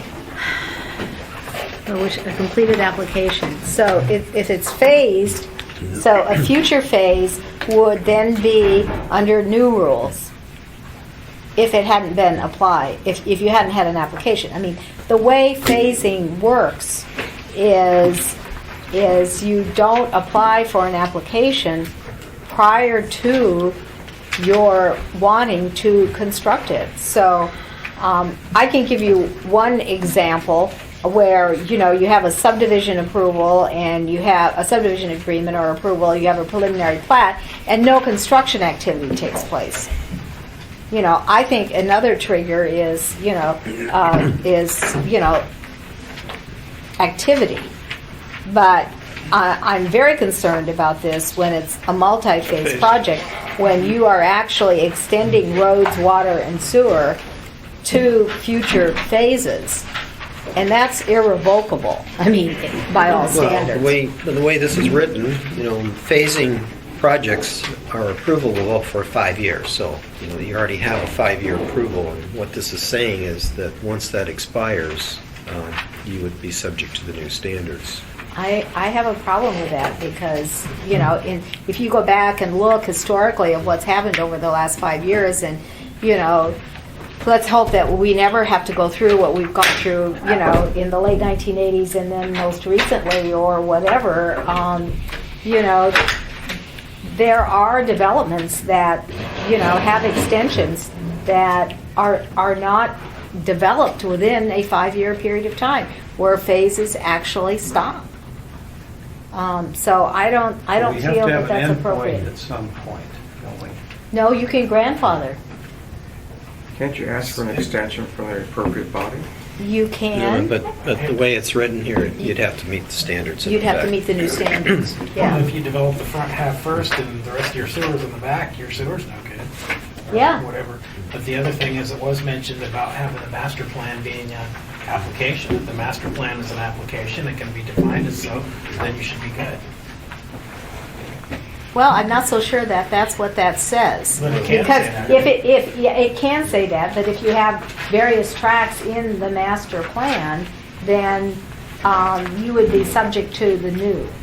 That's what this is saying, and that's what I'm saying isn't appropriate. One, we don't have very many big projects in today. There probably are still a few big projects left that have 5-year approvals. There has to be the bright line, and I think we're getting mixed up on what the bright line is. I think the bright line is, when does the code go into effect? The approvals are most of your development approvals are subdivision approvals. That's where you have a period of time that it takes to construct infrastructure improvement. So that's pretty much what we're talking about. 5 years seems to be a reasonable period of time to develop a project. We don't, like I say, have a lot of big projects, although there's one or two out there. Eagle Crossing is still out there, Powder Reserve is still out there. But 5 years seems to be, in my opinion, probably sufficient time to develop the project. And that's all, subjective, so you may have a different opinion if they came in, but they're not going to come in with the whole 160 acres with detailed plans of their improvements. They're going to have a phasing plan. They're going to say this is going to be developed in the future, not have any particular exact design because it's premature to design. So, what I guess what my answer to that is that you don't buy land necessarily in phases. You buy it. You buy a piece of property. You think these are the entitlements that you will have for the duration of the project, and it may be. You may think 5 years is a long enough time, but we've been working under these regulations for 30 years, and this is a huge change. And whether it's one project or 2 projects or 10 projects, really, quite frankly, a lot of the vacant land is in the hands of public entities or nonprofits that are going to be flipped at some point in time into development. So in my opinion, aside from the small infill that's going on, whether it's commercial or residential, you are going to be faced with large projects. I don't disagree with your investment expectations, parameters for buying properties and developing properties. But for the most part, we didn't change the subdivision regulations substantively. There's not a lot of substantive change to the subdivision regulations, so you're not going to be impacted by different road standards. You're not going to be impacted by different lot sizes that are out there. So I'm not sure how applicable, I think it's mostly zoning and master use. plans. Institutional master plans might be affected by something Well, like institutional this. master plans are totally for the institutions. That ordinance was developed for UAA, APU, and Providence to give them total flexibility. Once they come into the commission, get approved, they have their own master plan. Once they bring it in, get it approved, so they don't have to keep coming back to the commission for subsequent approvals. Yeah, I'm just trying to get to the point of, okay, where is the concern in actuality? Because I hear the concern, the response I'm getting is most everything is going to be smaller, covered by subdivision regulations, or subdivision improvements, should I say. And then what is missing? What have we missed? She's concerned about something. What are we missing? Well, she's obviously concerned, buying large pieces of property, being with, you pay a certain amount of money for a piece of property, you have investment-backed expectations to be able to develop under the parameters that when you purchase the property. I don't disagree with that. But I think from a reality point of view, I don't see a lot of changes in the subdivision regulations that would significantly impede those developments. I'm going to ask for a couple of comments from our commissioner in waiting, and I'm also going to ask Tim Potter for his input on this issue. There are a lot of commercial projects that take longer than 5 years to come to fruition. Alyeska Prince, Performing Arts Center are two examples. We celebrate the 5th birthday of Alyeska Prince before we broke ground. How about your schools? You decide you want to build a new high school somewhere, I'm certain it's longer than a 5-year process. Other developments like that, it's extremely easy from the time it's a glimmer in somebody's eyes to spend 5 years. And you can have millions of dollars or have tens of millions of dollars invested in design costs and legal fees long before that. And so you don't want to leave that up to the chance of a director may or may not extend something. So there's some certainty required there. Okay, Mr. Potter. A couple things. First, I think everybody's losing sight of that when you apply for something, it's totally different than when you get it approved. And that can be 6 months to a year from the time you actually apply for something and it goes through the system and actually gets approved. So I think the date from approval for the application date. Good point. The other thing would be that, I'm going to look at Debbie now. Thank goodness that Track 48 in the Powder Reserve was done as a PC, and we have our own rules now and our own ordinance. That piece of property is going to require that sewer and water come from different directions. So there's going to be a huge expense of the infrastructure going into the start of the project. And I can tell you that project is going to take probably easily 10 years to build out, if not more. And in that time, in a hillside slope condition, as in Eagle River, we used to have 50-foot wide rights of ways, and now everything's mandatory 60. That's been an issue that some of us have had to deal with. So to say that lot sizes and right-of-way widths and utility easement widths and landscaping requirements or something else in the streetscape isn't going to change in even a 5-year period, I don't think is correct. Well, what I was saying, Tim, they're not changed from today's standards. They're not substantively changed in the provisionally adopted code and the subdivision regulations for those types of things. The way that I'm listening to this, though, that if you have a project and you get it approved for 60 months, and you don't finish 1 or 2 or 3 of the phases, you are fully exposed to whatever new standards might have come along in the last 5 years. And that can be a huge deal. See, though, once the code's adopted, it probably won't be amended for decades. Well, and I have to tell you in all honesty, it is part of my work program to look carefully at these subdivision standards, but I do know just enough to know that, what you might consider not substantive, probably a land developer would, in some instances. I think we should probably I learned something from this conversation. Okay. And what I learned is I don't develop large tracts of land, but if there is only a few, it doesn't seem like it's going to be a huge impact.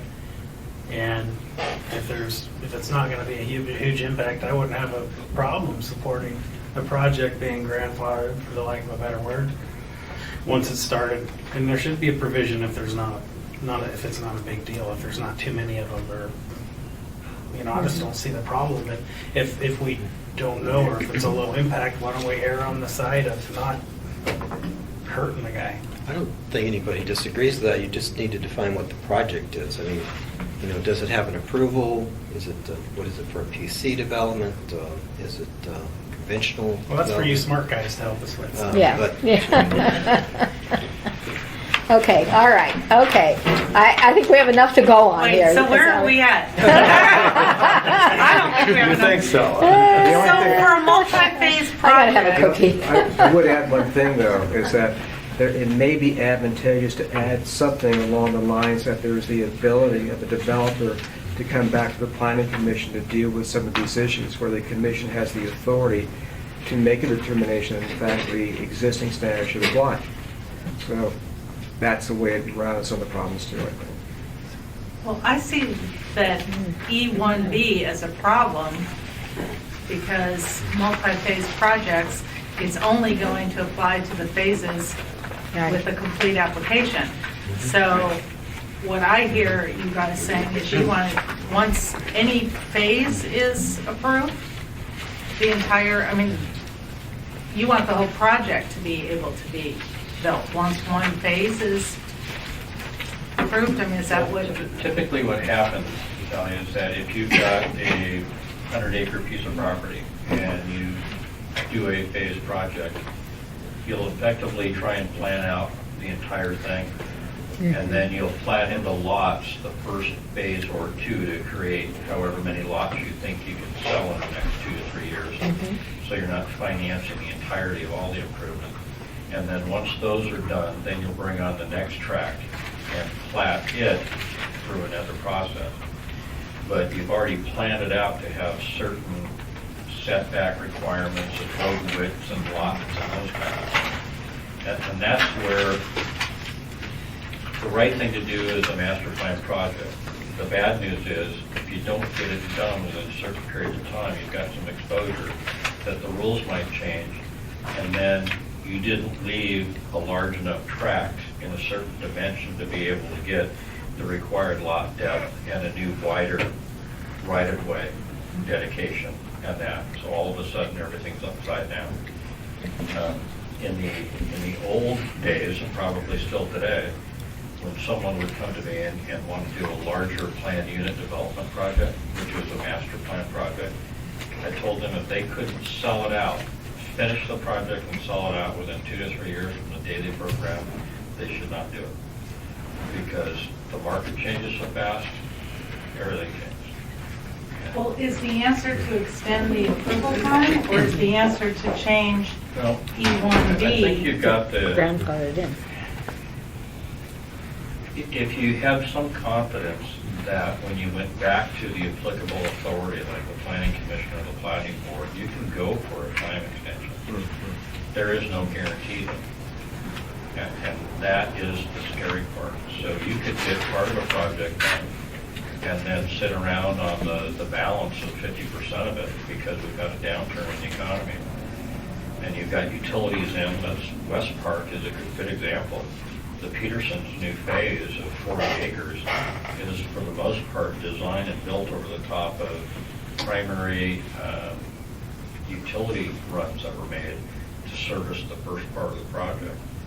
So in order to build on that piece of property, it only makes sense to try and develop it over those same utility and right-of-way improvements. And properties get stuck that way. We don't always get the pleasure of having building on to the sewer and the water in incremental pieces. Sometimes you have to bring the water from here and the sewer from there. It influences, you've made a decision on how you're going to lay out your land. So one would hope that commission or that are different, but to expose a piece of property to not getting a time extension because now maybe some smaller neighborhoods have built right up next to it or there's new neighbors and they've been using it as their park for the last 5 years during the downturn, then it's a problem. Just as a practical matter that, when I was on the planning board, we had these time extensions come forward as about every week, it seemed. Maybe it wasn't that case, but it's very frequent. And usually, always we approve the time extension if there is a reasonable basis for it. I don't recall any time that we did not approve a time extension when there was a legitimate reason for it. And I guess that's what I'm saying. It's very difficult for me to answer the question of, you've got a plat approved, you definitely can do that phase, but all the next phases, they have to conform to that previous phase, and you've got building officials that are working with the new code, and they have to go back. That could be a practical problem. And at the same time, I can see the argument that you need to have some, stability in the process so that you can continue with that project. And that's why I'm mentioning that, in fact, you maybe want to have the authority to go before the planning board or the planning commission and ask for an extension of that. An extension of applicability of the old code. Well, I'm not sure the exact words, but in other words, what the argument is that you've made some commitments, you're developing a certain way, there's a need because of the way it was originally developed to continue to do that, except it's inconsistent with the new code to a certain degree. And so there should be the ability of authorization by the commission, by the planning board, for that development to occur in the way it was originally envisioned. And I'm not sure what the right words are to actually capture that concept, but that's what I'm trying to get to. There should be some guidance. We only have 3 or 4 major properties like that out there, and Girdwood's exempt from this because we're not discussing the Girdwood development, and they have their own master plan requirements under Chapter 9. So we're talking about Potter Reserve, we're talking about Potter Valley. And those are PCs, aren't they? No. Conventional zoning in Potter Valley. Potter Reserve is PC. There are other Klutna properties that are major properties that haven't been approved for development. So we only have 2 or 3 big properties out there. So I'm not sure what the answer is. But you could have more. I mean, there could be more. I mean, we can't assume, and those are residential that you identified, but I think there is also the opportunity for commercial as well. I don't see. I mean, Takanya was our biggest commercial project that came forward in the past couple of years. 5 years for the South Standard. Just the memo. That's right. And we've got what about Cool? the continuing question of that I-2 is not allowed to continue with commercial, then they've got commercial traffic right on subdivision, shows footprints and everything, that they may not be able to go forward with. I think that's a recorded development. They can certainly build to that, just depending on what the zoning turns out to be. They could build to the fragment lots. I never, those fragment lots are weird too. I'm not sure what they're for. All right. Well, I think this might be a good time to. Tom, did you have something else you wanted to add? The clear, bright line approach has a couple of goals, and it's just to be simple, clear, and certain for all parties. But the overriding goal is that the comprehensive plan, it's mandatory to implement it. And so these changes to Title 21 rewrite, they're designed to make a change and implement the city's new comprehensive plan.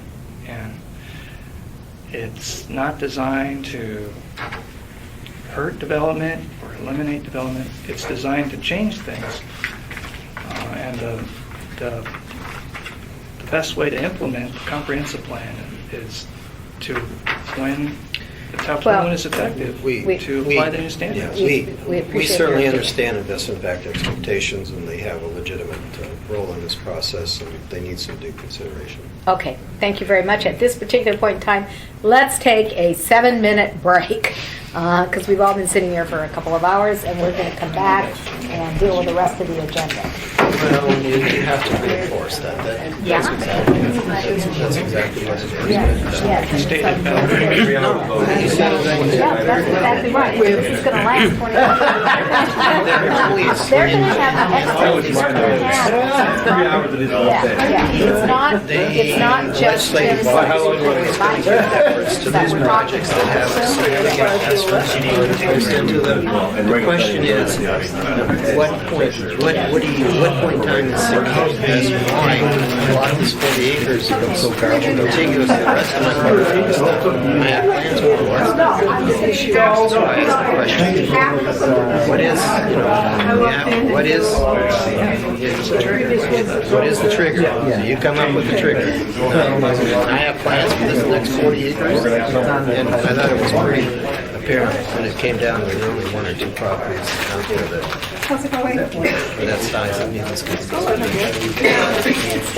because the rest of them take care of themselves. Sitting in the back? Yeah, sitting in the back is nice, isn't it? It's already allowed. Sometimes. Those uses are already allowed with the zoning ordinance.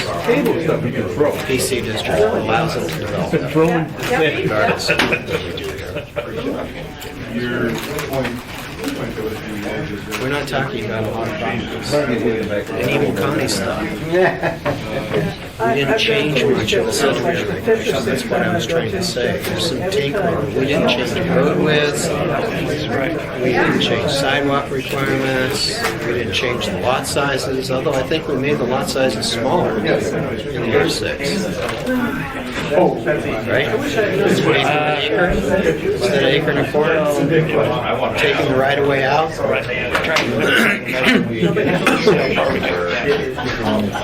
So,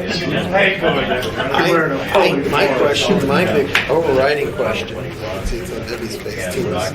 what document do you plan to give to us on the 11th?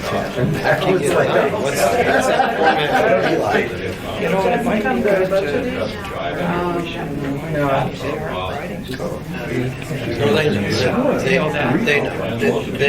They will have specific recommendations. They'll bring them. Looking forward to that. I was going to start. And they'll just do them.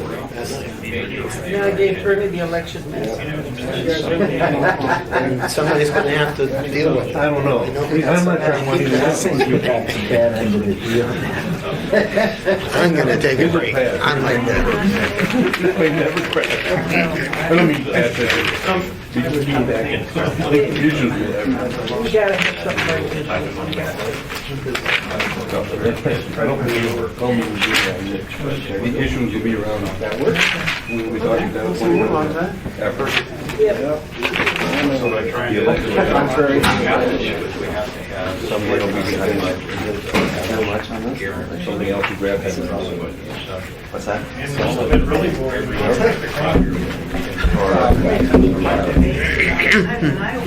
Still at it.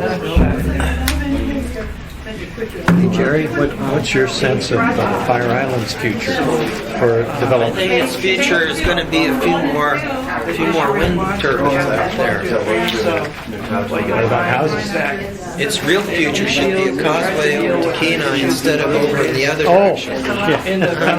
Because except that's the Moose Refuge. Oh, they can go right over there, connects right into the road, right on the right side of the Moose Refuge.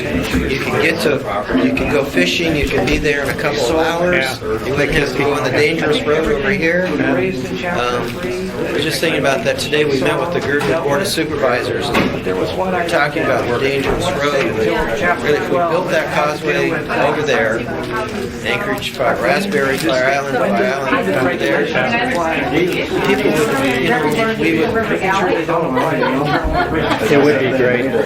And you can incorporate the title of our project. Oh, yeah. Now, I saw something. Are you working on the specific project? Yeah, I'm not working on it. I'm a citizen advocate. Oh, I thought you were an analyst of some kind. That Oh, is there some kind of presentation going to happen?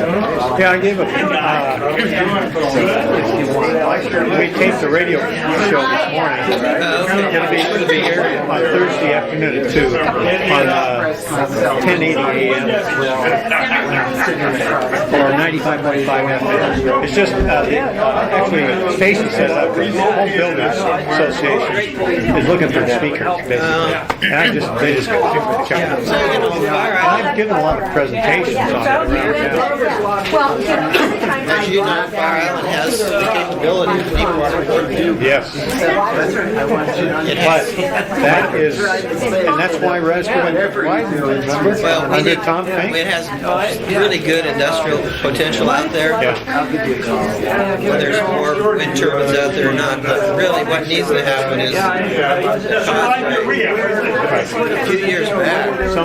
Some Senate Chairman of House of Finance, the State House, State Senate. You're not the only one who's commented on it. There's 3 and 12. Yeah, no, Otherwise, trying to keep it below. That could be a huge expansion of buildable property. That's inside city limits. So, Guess I'm not voting. a few bucks over here at this port. I don't know whether we're quite ready to. No, we're not ready for another port. So Bruce, you're taking off on a kayak trip? Pardon me? You're taking off on a kayak trip? Yeah, actually, there are quite a few of them during the summer. And we never quite know if we're going to go back. That's the problem. Where are you going? I usually have a Resurrection Bay. We go down to the state park cabins down there. On early June, we're going to Callisto, which is on the west side. That might do it because. And it's really nice. We really enjoy going down there. We have it for 2 or 3 days. Paddling all the way out, or you taxiing out of bed? Well, it depends. If I'm going with my wife, we usually taxi out. If I'm going with myself, I remember which one that is. That's the way. I don't need a it's like about 70 miles. This is Resurrection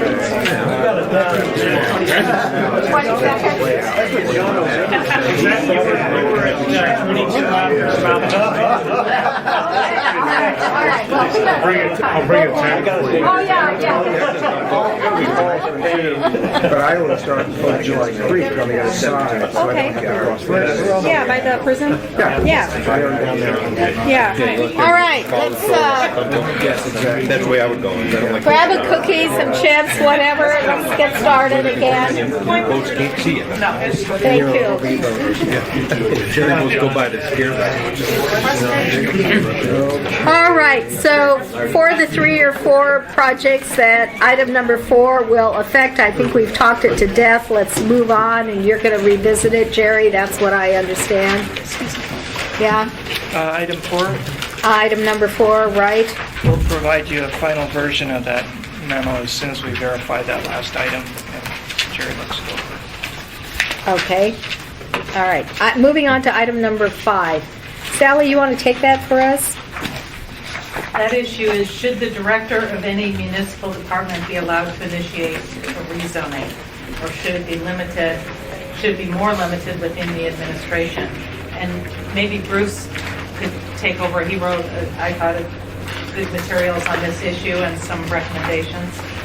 Yeah, I think that the issue was, and it was raised by Mr. Coffey as well too, that any director of the municipality could initiate a rezoning.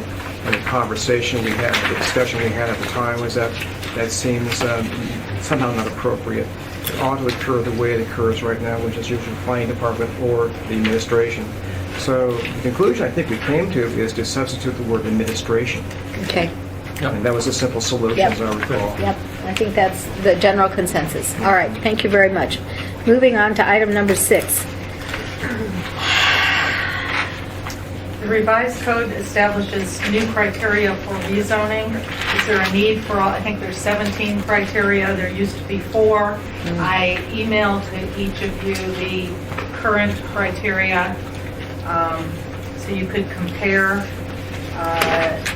with 2103-160E. And Commissioner Phelps also had some recommendations in this, so I'd say turn it over to Bruce. Now I gotta find it now. It's 2120.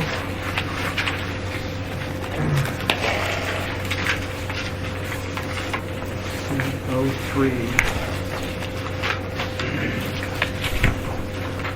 160.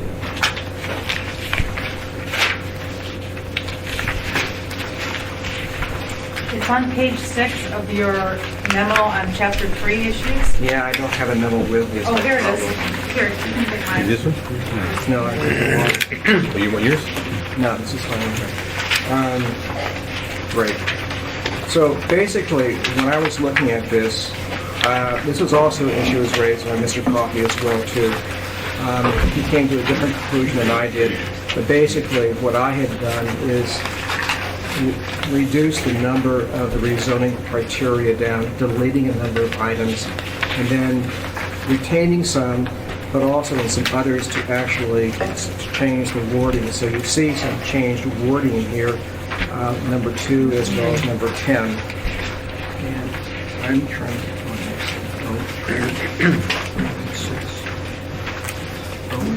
60. Do you happen to know what a rezoning criteria is in this book? Page 73. Page 73 in our book. Yeah, 73. Okay, good. All right, I found it finally.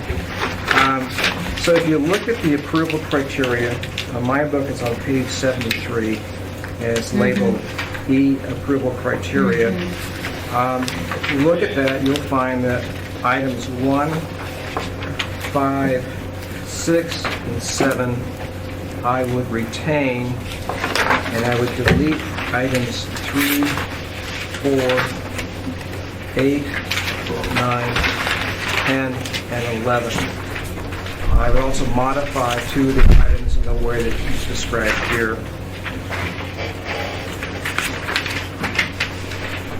What about 2? Yeah. 2 would be changed. It would be the rezoning complies with and conforms to applicable portions of the comprehensive plan, including the land use plan map, the zoning district purpose and the requested zone, and the purposes of this title. And that takes some of the wording in 3 and kind of collapses it down into just a simpler statement. Good. That's what's happening there.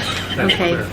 And so like if you look at 4, you'll find it says stated purpose of the zoning district. That's fine, but why don't you just put it up here in the other one and just simplify it basically. So the other one that was dropped out was 8. And the problem with 8, and it's been around for a long time, in fact, I remember working with it, is that nobody can figure out what it means. You're trying to always figure out the effect upon the supply of land, and nobody's very good at trying to adhere to that criteria because they really don't know what it is. And so, given the fact that it's just not very helpful, it seemed like this one could be dropped as well too. And the one that, I thought should not be a criteria for rezoning, but should be a requirement, is number 11.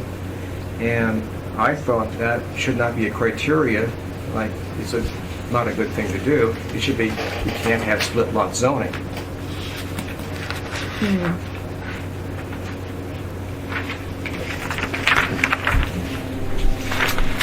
So what standard do you build to if you have a B3 and RO zone split lot? So you have a split lot already? Well, I'm just using that as an example because I know of two examples of such a situation. I guess what I'm thinking of is a rezoning, not an existing zoning. So you want to go to a new zone, okay? Okay. And you want to not split the lot, I assume. You would want to do it in a different fashion. You have tracts and you have lots, and I would imagine if you wanted to break them apart, you obviously could have a listing of what was in one zone and a listing of what was in the other. But when I look at a tract, for example, and I have B3 in one part and, RO in the the other, it's kind of a problem. That's sort of typical. It's a typical split. It's what do you do? Yeah. It's both, essentially, and you don't really know. And also, it was a legal description. You don't know.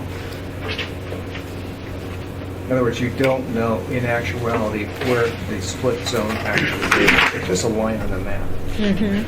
That's not usually good enough for us. Right. So what I'm saying is you can keep 11 as a criteria, but I was suggesting that you really no longer have split lot rezonings. No, not rezonings. You're Yeah. right. You're Just- correct. Yeah. Just don't allow it. Yeah. Just don't Yeah. allow split lot rezoning. So it's different than the criteria, simply Yeah, stating you can't that's do correct. that. Yeah, you're right. You're right. Okay. What'd you say about 5?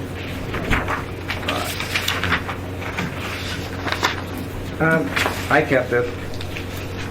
You know, 5, 6, and 7 are things that you actually deal with. 5 is like your facilities, 6 is natural environment, and 7 is the impact on adjacent areas. And so those are all things that you deal with in the rezoning. I thought that was appropriate. What I was taking out is the stuff that did not apply, you couldn't interpret, or that you could synthesize down so it's simpler.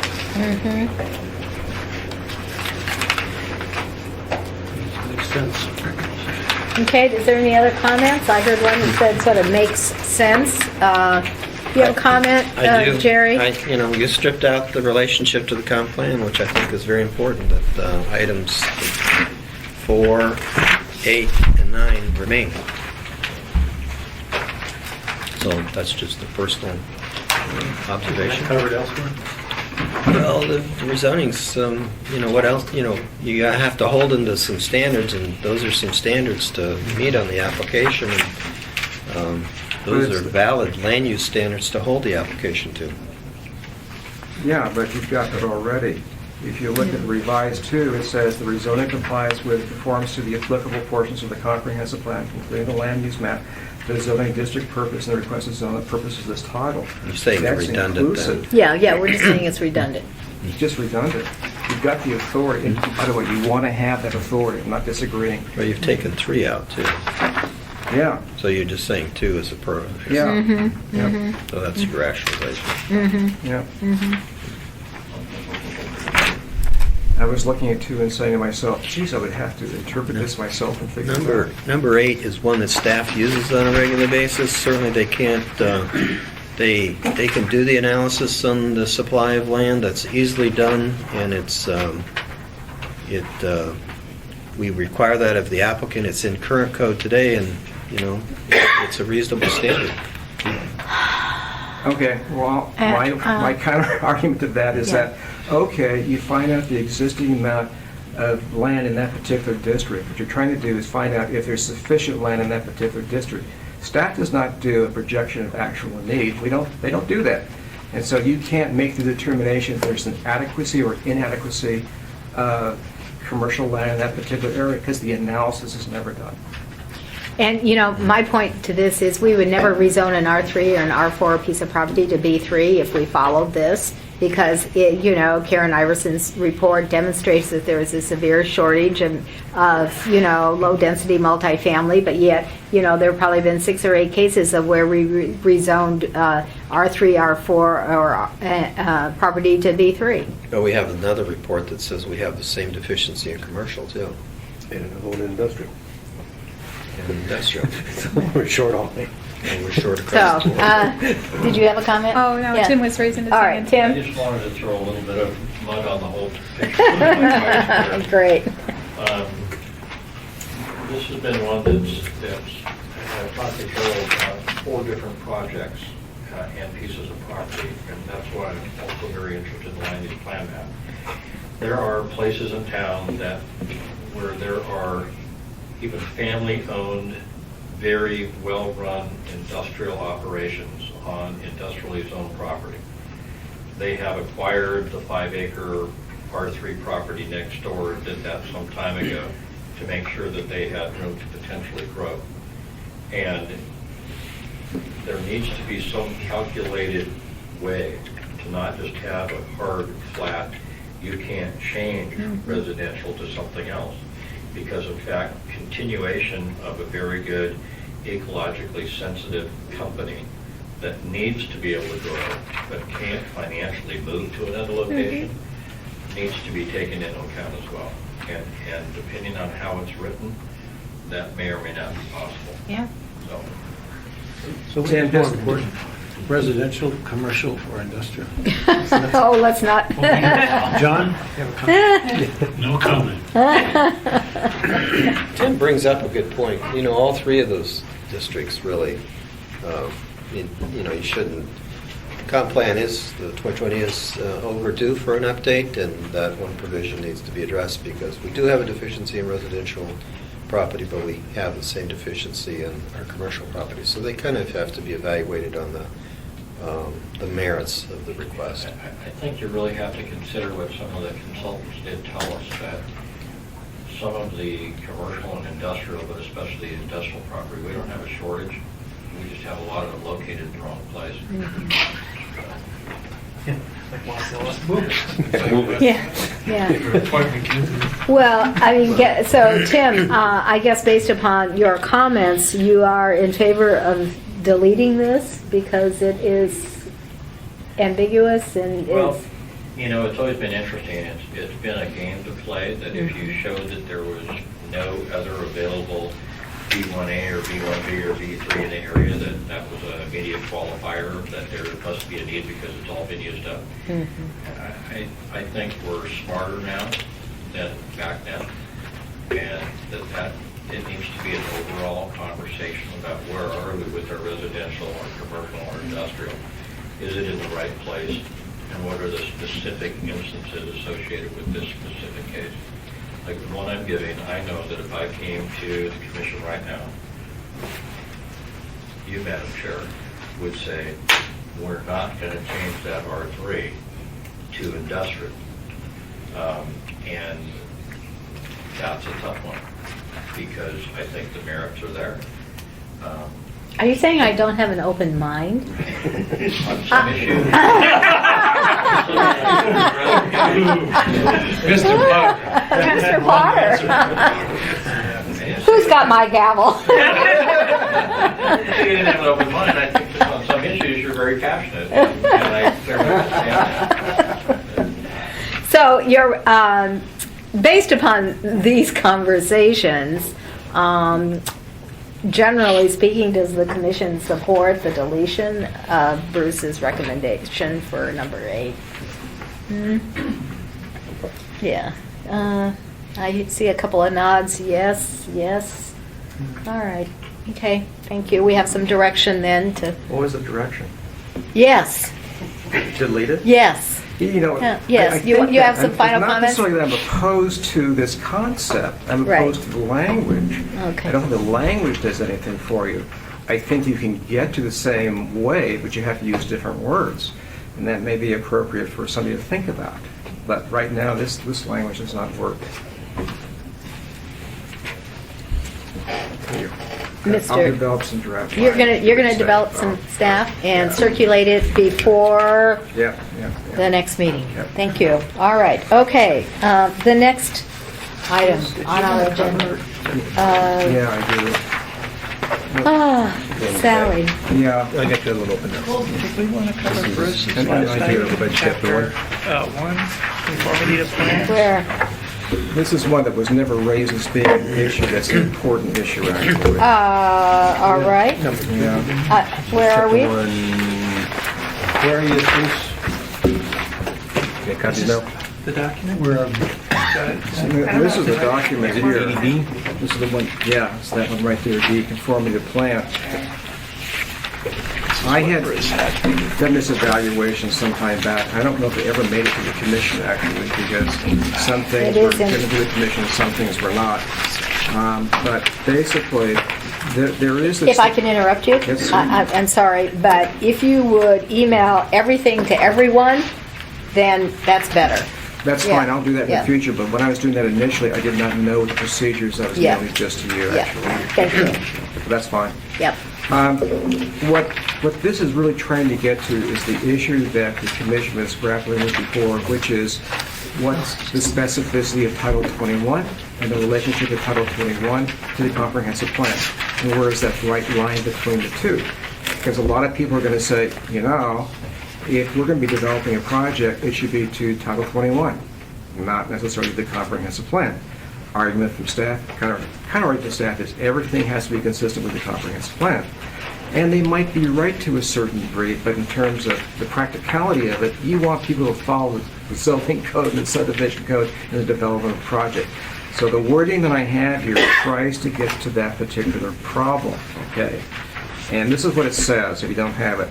The general goals, policies, and land use plan map and objectives of the comprehensive plan and of the elements identified in table, I think it's 2101, are to be followed by municipal entities, and I have a paren here, planning commission, planning board, in their approval of rezoning, subdivision plats, conditional uses, and related discretionary actions, as well as the provisions of Title 21.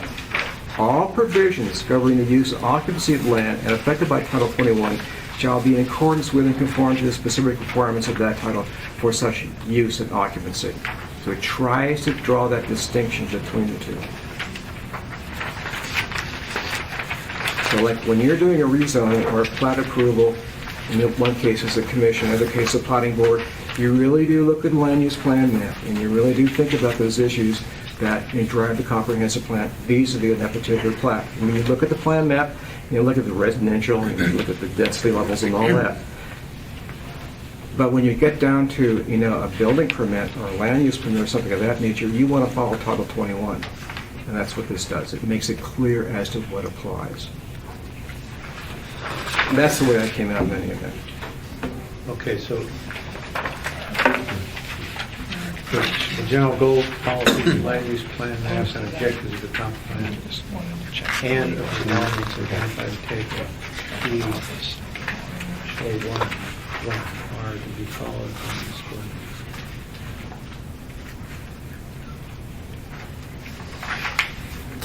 Isn't that stated elsewhere? That's what we do now, yes. Correct. That's correct. That's the point. Why is there new language then? It makes it clear the difference between the two. Legal can still look at it.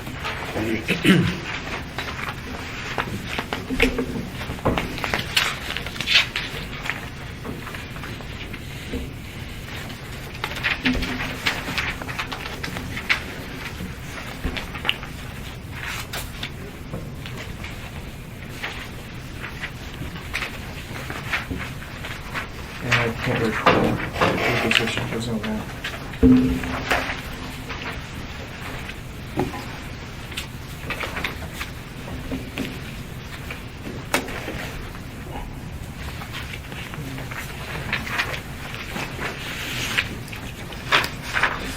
Is there another alternative that's being drafted down below?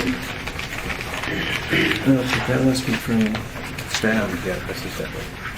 Who's recommending this for? Yeah, staff recommend different, okay? No change. Yeah, staff recommends no change to current provision, adopted provisions, the more recent plan of governance. That doesn't really help. That actually deals with the previous issue. Issue 4 on page 8 and 9 provided our recommendation on this issue. And essentially, I think we were in agreement in concept. I think our recommendation was to check with legal, have them help us with the language. Yeah, and where are we? Do we have a response from legal? No, not yet, so. Would it be possible to get a response from legal by our next meeting, which is on May 14th? I think we have a general direction, and I think our goal would be to attempt to get a response from legal as to language before the commission deliberates on specific wording and takes action on the wording. We really would like to have that discussion in the work session. Okay. So by May 14th, that's 2 weeks from now. Yeah, I'm reading from your staff recommendation. Basically, they concur with the recommendation, but want to go to legal for actual language, and that's fine. Okay.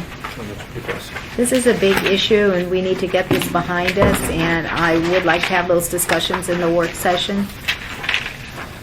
We'll make a request to legal tomorrow. Okay, thank you. Mr. Potter, I'm going to make sure I call on you whenever you raise your hand. It. Muddy, Okay. very muddy. Yeah. And I'm not going to try and muddy the water, but everybody will think I am. But while we have an esteemed assembly person here who's very versed in this, I absolutely agree with what Bruce has done, and the hierarchy is the comp plan, the plan elements, and then Title 21, our actual code, is supposed to implement all of those other things. So you go from less detail to more detail. Our problem is that we pass more comp plans and elements faster than we do the Title 21. It all costs money, and it takes time, as we found out. The rhetorical question is, when the comprehensive plan gets adopted by an ordinance and says it's got a mandatory midterm review at 10 years, and we don't do it, have we broken the law? And who goes to jail? Well, we're in jail right now. And that's what happens. So I'm going to make a really strong recommendation as an observation and from an observation to a practical outcome. With this, if we really are going to have a comp plan elements, and a Title 21 that is current and stays ahead of those plans, there has to be an annual cost. There has to be money to meet those costs and that demand. And I think one of the biggest things the Planning Commission and the Assembly could do for this community is have, just like we have a capital improvement program and a capital improvement budget, we should, within that concept, talk about what the costs are over time. That if we're really going to commit ourselves and adopt by ordinance these things, that we should make sure that we're funded so we can actually operate the way they are intended to by law. And to not do that, we're going to end up, and somebody other than Jerry and I are going to be doing this, and we'll be either dust or at least retired someplace in the beach. But nobody wants to speak up and tell everybody that it costs money to do this. And it costs money to do this, and it has to be spent on a regular schedule. And, I'll be happy to take that message and run with it, but I really like the Assembly person in the room to also take that message forward. That we are not doing this, we're not doing this city any justice, and the citizens here, if we don't figure out and tell the people that pass the laws, there has to be an associated dollar amount that comes up and is budgeted every year so these things get done.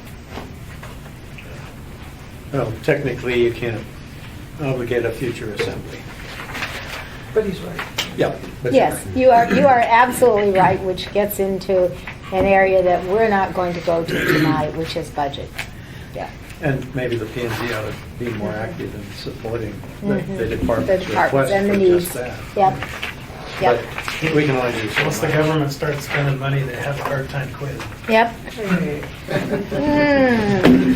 Okay. All right. No, that wasn't. Who goes to jail? Is it the planning director or is it? Yeah, you're out. Director designee. You're out. What I'm saying is. That's a new power of the director. Yeah. Designate who goes to jail. Yeah, has the authority to designate who goes to jail. All right.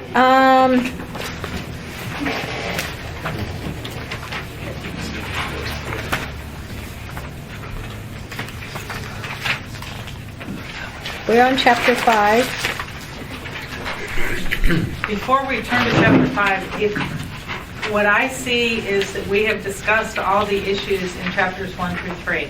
If there's additional issues, let's do them first thing at the next work session. If somebody, when you review it, because there's technical amendments, there's things to look at. So if you go back through and look at, and there are any more issues, let's get those done at the very start of the next. And building on that, the issue response paper from April 19th basically provides an issue response to each issue raised by the public in their written comments and testimony. So the public also raised comments. Mr. Coffey obviously did. However, there were approximately 50 to 60 others that did as well. So there are issues in chapters 1 through 3 that are covered in that issue response. Okay, and we have taken that testimony. We are considering that testimony. I have informed the commissioner in waiting, Mr. Ferguson, that he will need to listen to those 2 sessions of public testimony before he is allowed to vote on these issues. Can I ask one more, just to clarify, in light of the Bruce's language, the prior commission amendment on page 3, the deletion of the language conflict with comprehensive plan, you're still supporting because the concept is taken care of by Bruce's amendments? I'm just kind of looking for, is that what everyone? I would be I think supportive that's of that. the idea. I believe that is correct. Okay, I just want to make sure. The Yes. only caveat is that attorney law will make Right. contact with different lines. Yeah. Right, Yes, right. yes. Okay.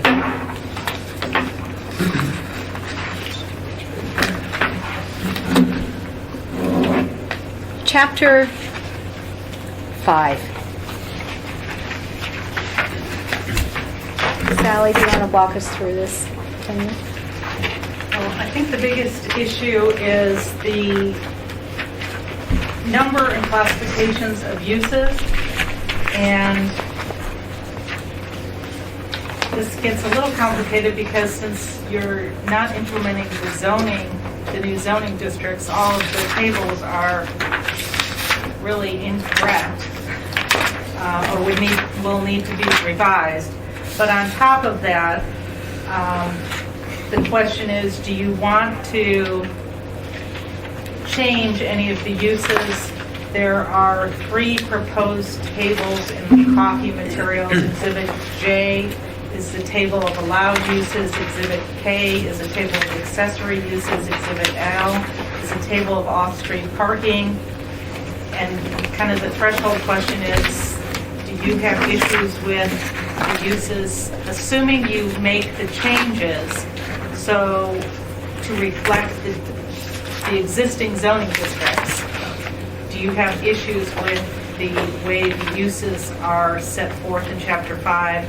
Because there's categories and there's subcategories and sub-subcategories.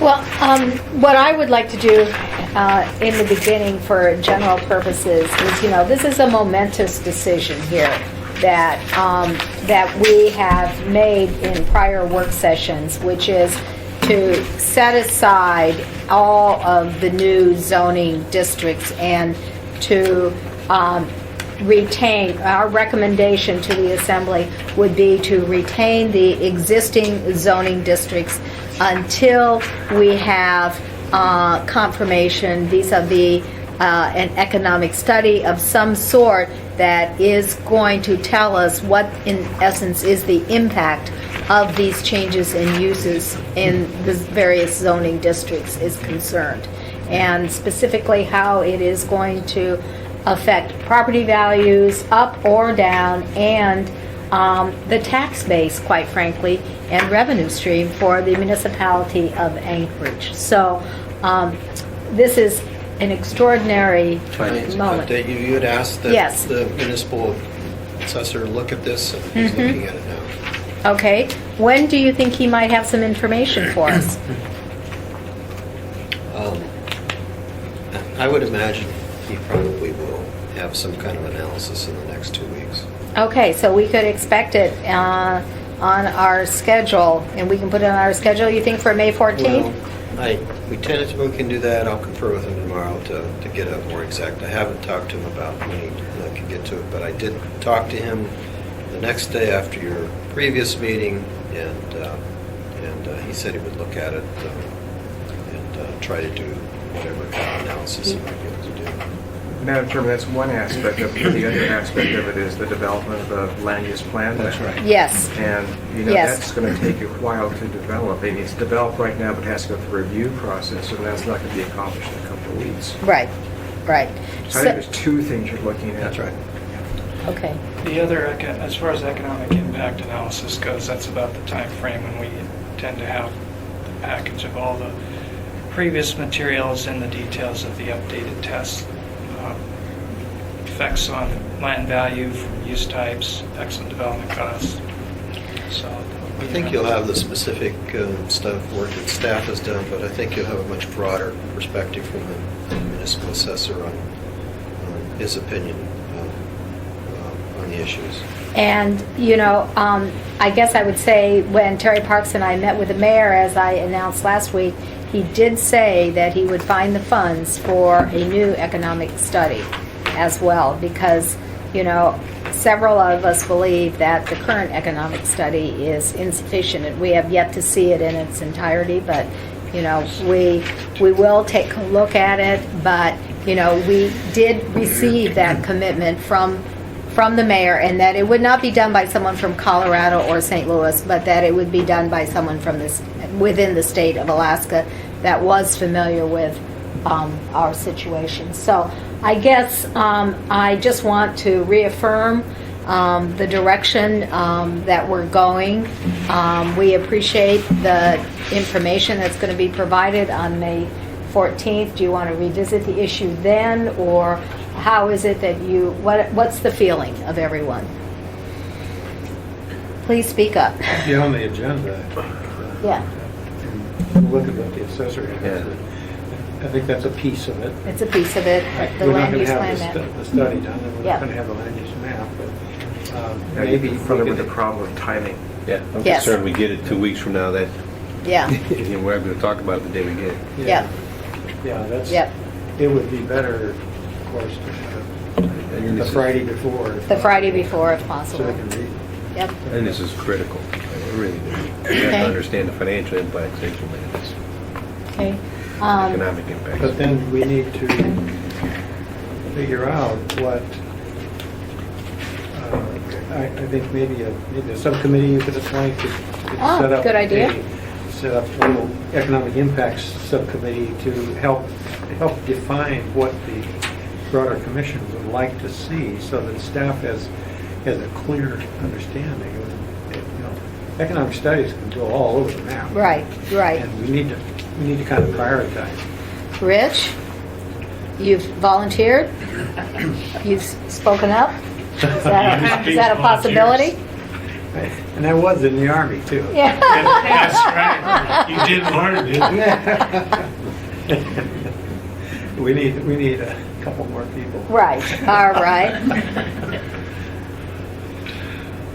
I have the concerns, I don't have the expertise, but I can help. Okay. Oh, it's time. And, you know, Terry and Dana aren't here, and you know what happens when... All right, so there we go. I Yeah. think Terry is interested. I think Terry is interested, and I think Dana And he's got- is, and and they both Dana are. is And they- also. and So Dana, there we yeah. go. We have a There's little. your expertise. Yeah, we have a little subcommittee going here, and you know, everyone should get the information, but you guys are going to read it Well, and come back with some recommendations. secondly, I think my partner to my left is about to ask about the land use map discussion.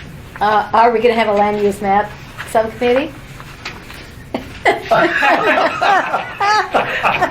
He said he kept his mouth Yeah, we have. Tongue-tied. Yeah, you're tongue-tied. We have a lot of work to do. We have a limited, and these little subcommittees will be helpful to bring back some recommendations. Okay, Well, I can't be the only one. okay, okay, land use, Are you on the land use plan now? yeah, and so's Bruce. Bruce might be Bruce, ideal. Ray. He doesn't look very happy about I guess that it's issue. me. And Stacy. All right. Very good. We've got it. Notice I'm not on any committee. Thank you. Tom would love to have you over. He'll show you all Great. the material that he's used to create the draft land use plan map that the commission has adopted provisionally, but he can talk to you about the assumptions and all the analysis that went into it. Okay. And if you just, you know, I'm a big believer that everybody gets all the same information and the same emails and opportunities. And if someone that's on the commission has an opportunity to be driving by during that period of time and can stop in, just let everybody know everything that's going on. That's the best way. Okay. All right. Very good. Oh, excellent. Okay. So is that going to be at the very next work session, or is that? The land use plan map piece? Well, Yeah, is the I think it report needs to be. back? It The needs to report be. back? to Yeah, the yeah, subcommittee? yeah. Yes. Yeah, we need to get everything we can done. You know, we have only 2 work sessions before we're going to have our deliberations. So, If, Madam Chairman, Yeah. I think that I'm concerned about timing on this. And a different way of looking at this, I suppose, is to think about working on a couple of chapters that are more or less independent and work those while we're waiting for the information to come back from this other analysis, both the economic analysis and plan map. I think that nonconformities and subdivisions would be something that we could work on before we get all the information back.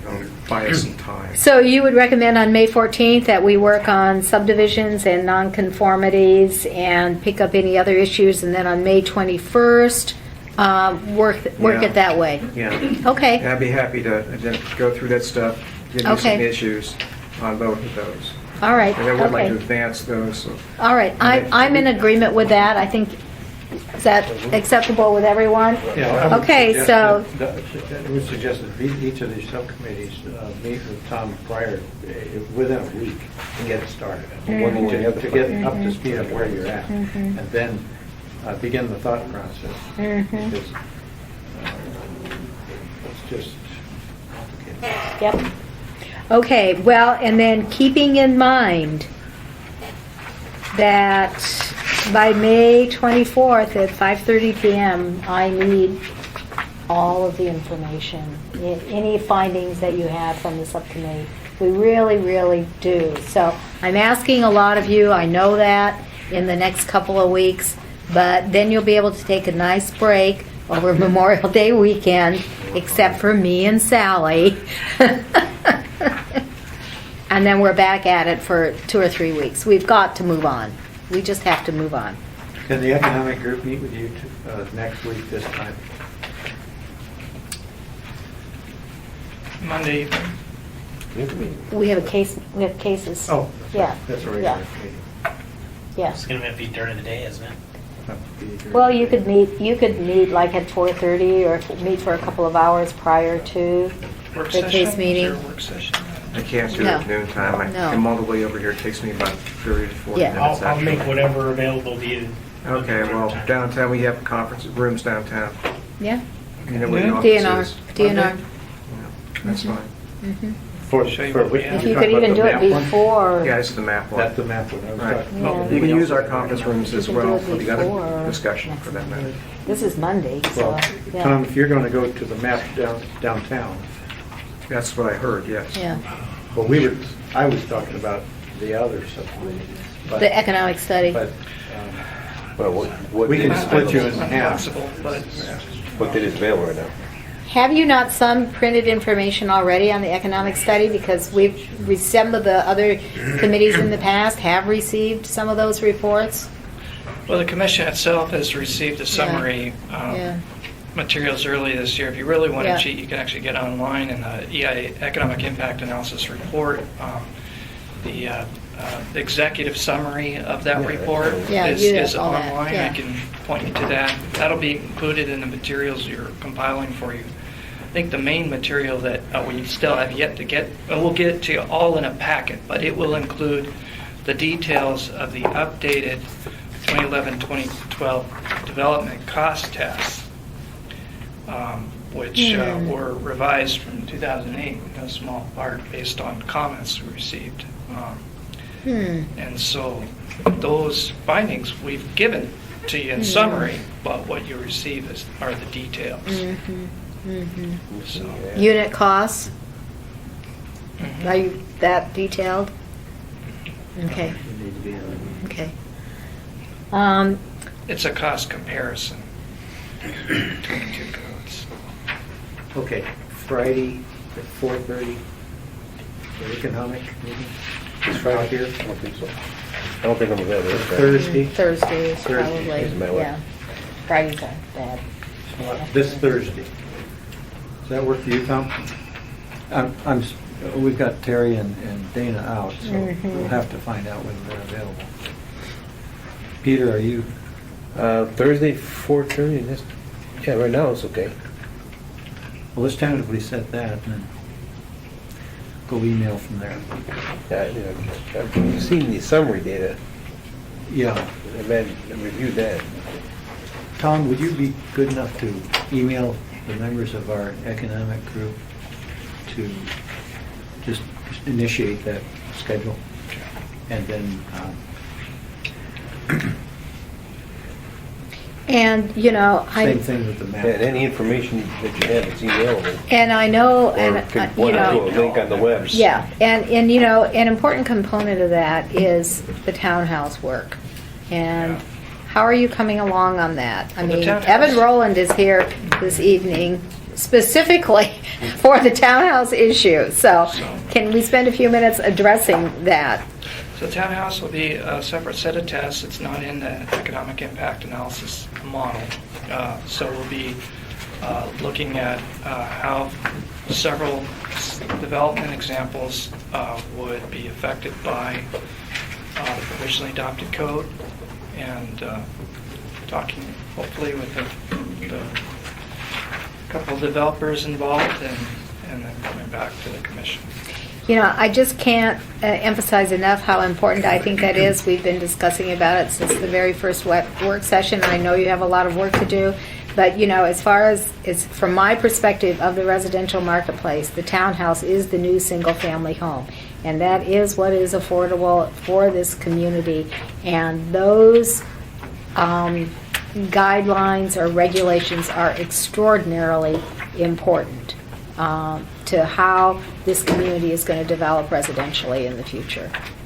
So, Are we missing the units on the townhouse? Because we had preliminary analysis on the impacts of the townhouse ordinance, but is it more comprehensive need?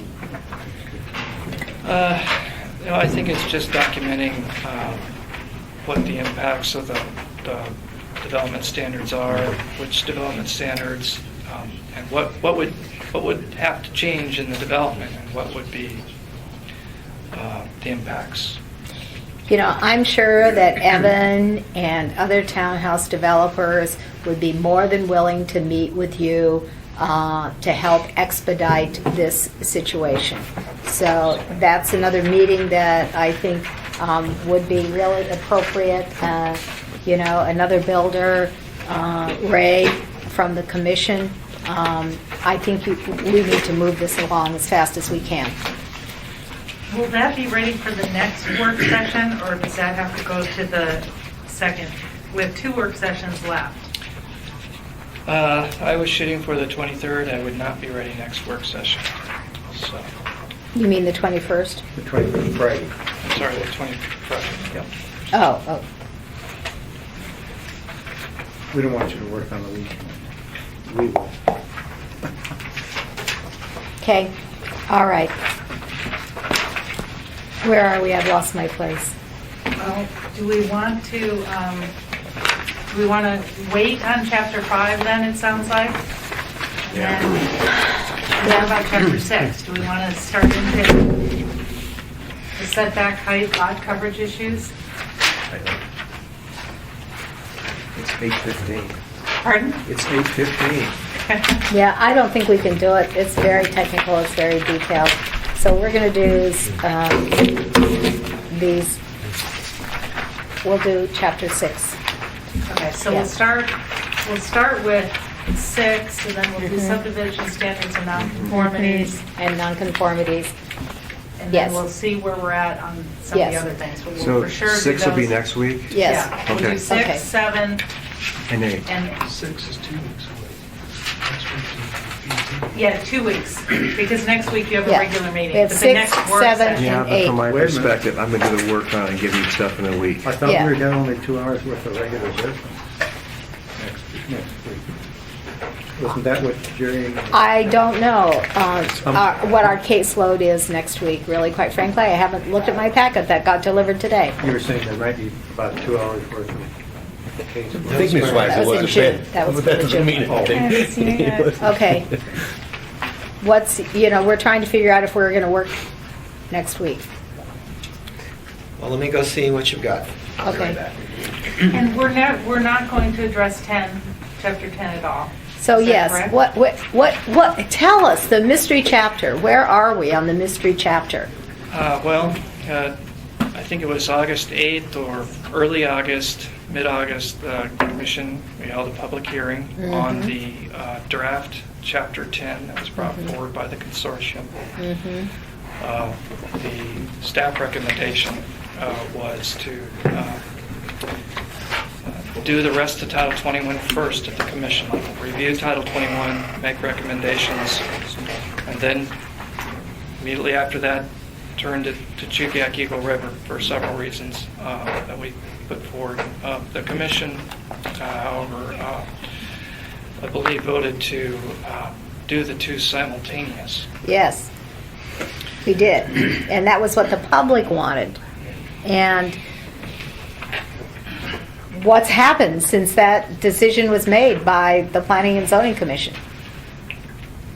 Well, the draft chapter is still there, but the challenge with it is that it's not a standalone chapter. It refers to the provisionally adopted Title 21. So the commission is looking at making revisions to the main Title 21, and that affects Chugiak Eagle River chapter. Yeah, I think we all sort of understand that, but there are special circumstances, for the Chugiak Eagle River area, and I think we need to become familiar with all of that if possible. I mean, we're going against the express wishes of the community and the Planning and Zoning Commission's prior decision not to be able to address this Chapter 10 concurrently. I think And that I'm not quite sure how all that happened. Well, I think that the commission, upon completing its recommendations for the provisionally adopted chapters, could then better focus its resources and staff resources and community review resources in Chapter 10. As it's going, we're going on all four cylinders to be able to get the rewrite materials to the assembly. That's from the standpoint of staff, the commission. The public's having challenges keeping up what's going on. There's so much that Chapter 10, which by the way is 50 to 60 pages long, would be beyond the burden of, well, I can't speak for the department, but it would be very challenging, and I would think confusing. And I don't think that in the end, at this point of adoption and the effective date of the Title 21 rewrite, I don't think it necessarily means that Chugiak Eagle River chapter would not be there, because there's of course the assembly step in the review process. And I think that for staff to be able to provide you with good information, with a good staff report on Chugiak Eagle River, for the community to be able to review the 50 pages, and for you to be able to review it, I think everyone would be in a better spot to give due diligence to Chugiak Eagle River, and without impacting that effective date. Yeah, well, we've heard that discussion in the past, and we've asked for it several times. But I should probably let the director speak to those kinds of issues.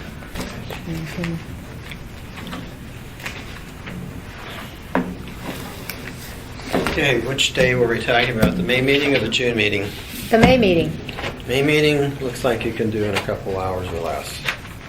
June meeting is pretty heavy. So, non-conforming subdivisions next week. Non-conforming and subdivisions next week at a work session. How about just subdivisions? How about subdivisions? Yeah, let's do subdivisions. Okay. Temporary. Subdivisions next week, 5 o'clock. Can we do 5 o'clock? 5 o'clock's problematic for you. Yeah, it always is. Okay. It'll be here. 5, yeah. Yeah. Yeah. No. No. It'll be in the that's right. assembly Okay. chambers. It'll be in the back room. It'll be in the back room. Oh, there you go. This is funny. Okay. It'll be in the back room. And 5:15. Okay. All right. 5:15. And we'll do subdivisions. That'll help us. Thanks, Rich. That's a good recommendation.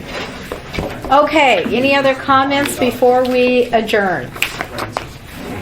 Just so then the next work session after next Monday, we'll do chapters 6, 7, and 12. Am I following, right? And then the second work session, we'll go back, get the reports from the subcommittees, and go back to chapters 4 and 5 and pick up anything else we haven't addressed. I could, your items 7 and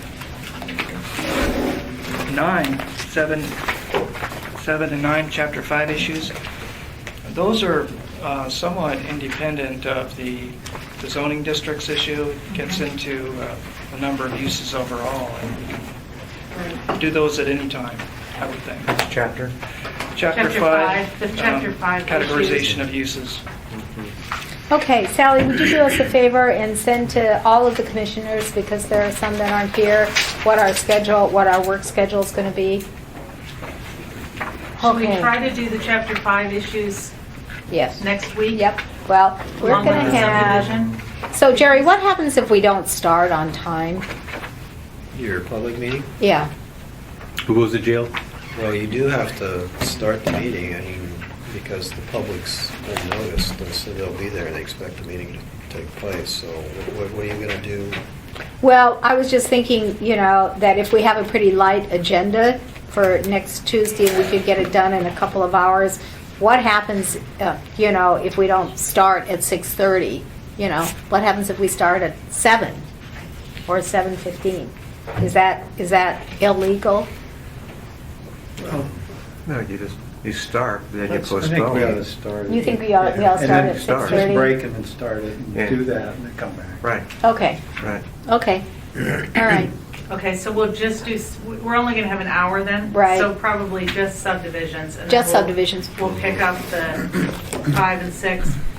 Yeah. Well, actually, yeah, we can pick up the 5 I for think- sure at the yeah, I next think work that- session. Yeah, I think, well, 5 is a standalone, subdivisions to a certain degree is a standalone.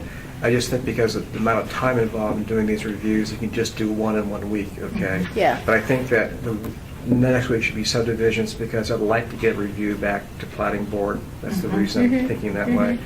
And then 5 should be after that, and nonconformity, because those are kind of standalone chapters. Okay. Nonconformities is 12. So then you want to go to 12? Just because it's Yeah. standalone. Yeah, yeah.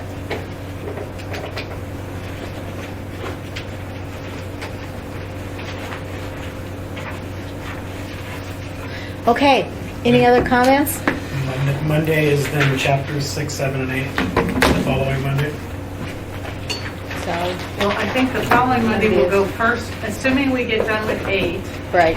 we'll go directly to 12 next. And then I guess we'll do 6 and 7. Well, the ones you can do would be subdivisions, nonconformities, and chapter 5. Those are like independent. Yeah, yes. Subdivisions next week, Yeah.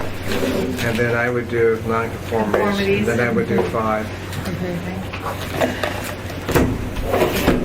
then I'll try to Yeah. put out a schedule. Yeah, So everyone try, knows. yeah, so we know what we need to do So in we terms can of study prep it. work, and then if you'll identify the committees for us as well, and then Tom and whoever is going to be coordinating all the various committees, please be inclusive of all of the commissioners to let them know when they're meeting and the location and time and all that sort of thing. So if someone else wants to join, they're free to do so. Okay. Yes. Could you name a backup person for each of these subdivisions to take the lead, make sure that we keep them moving forward?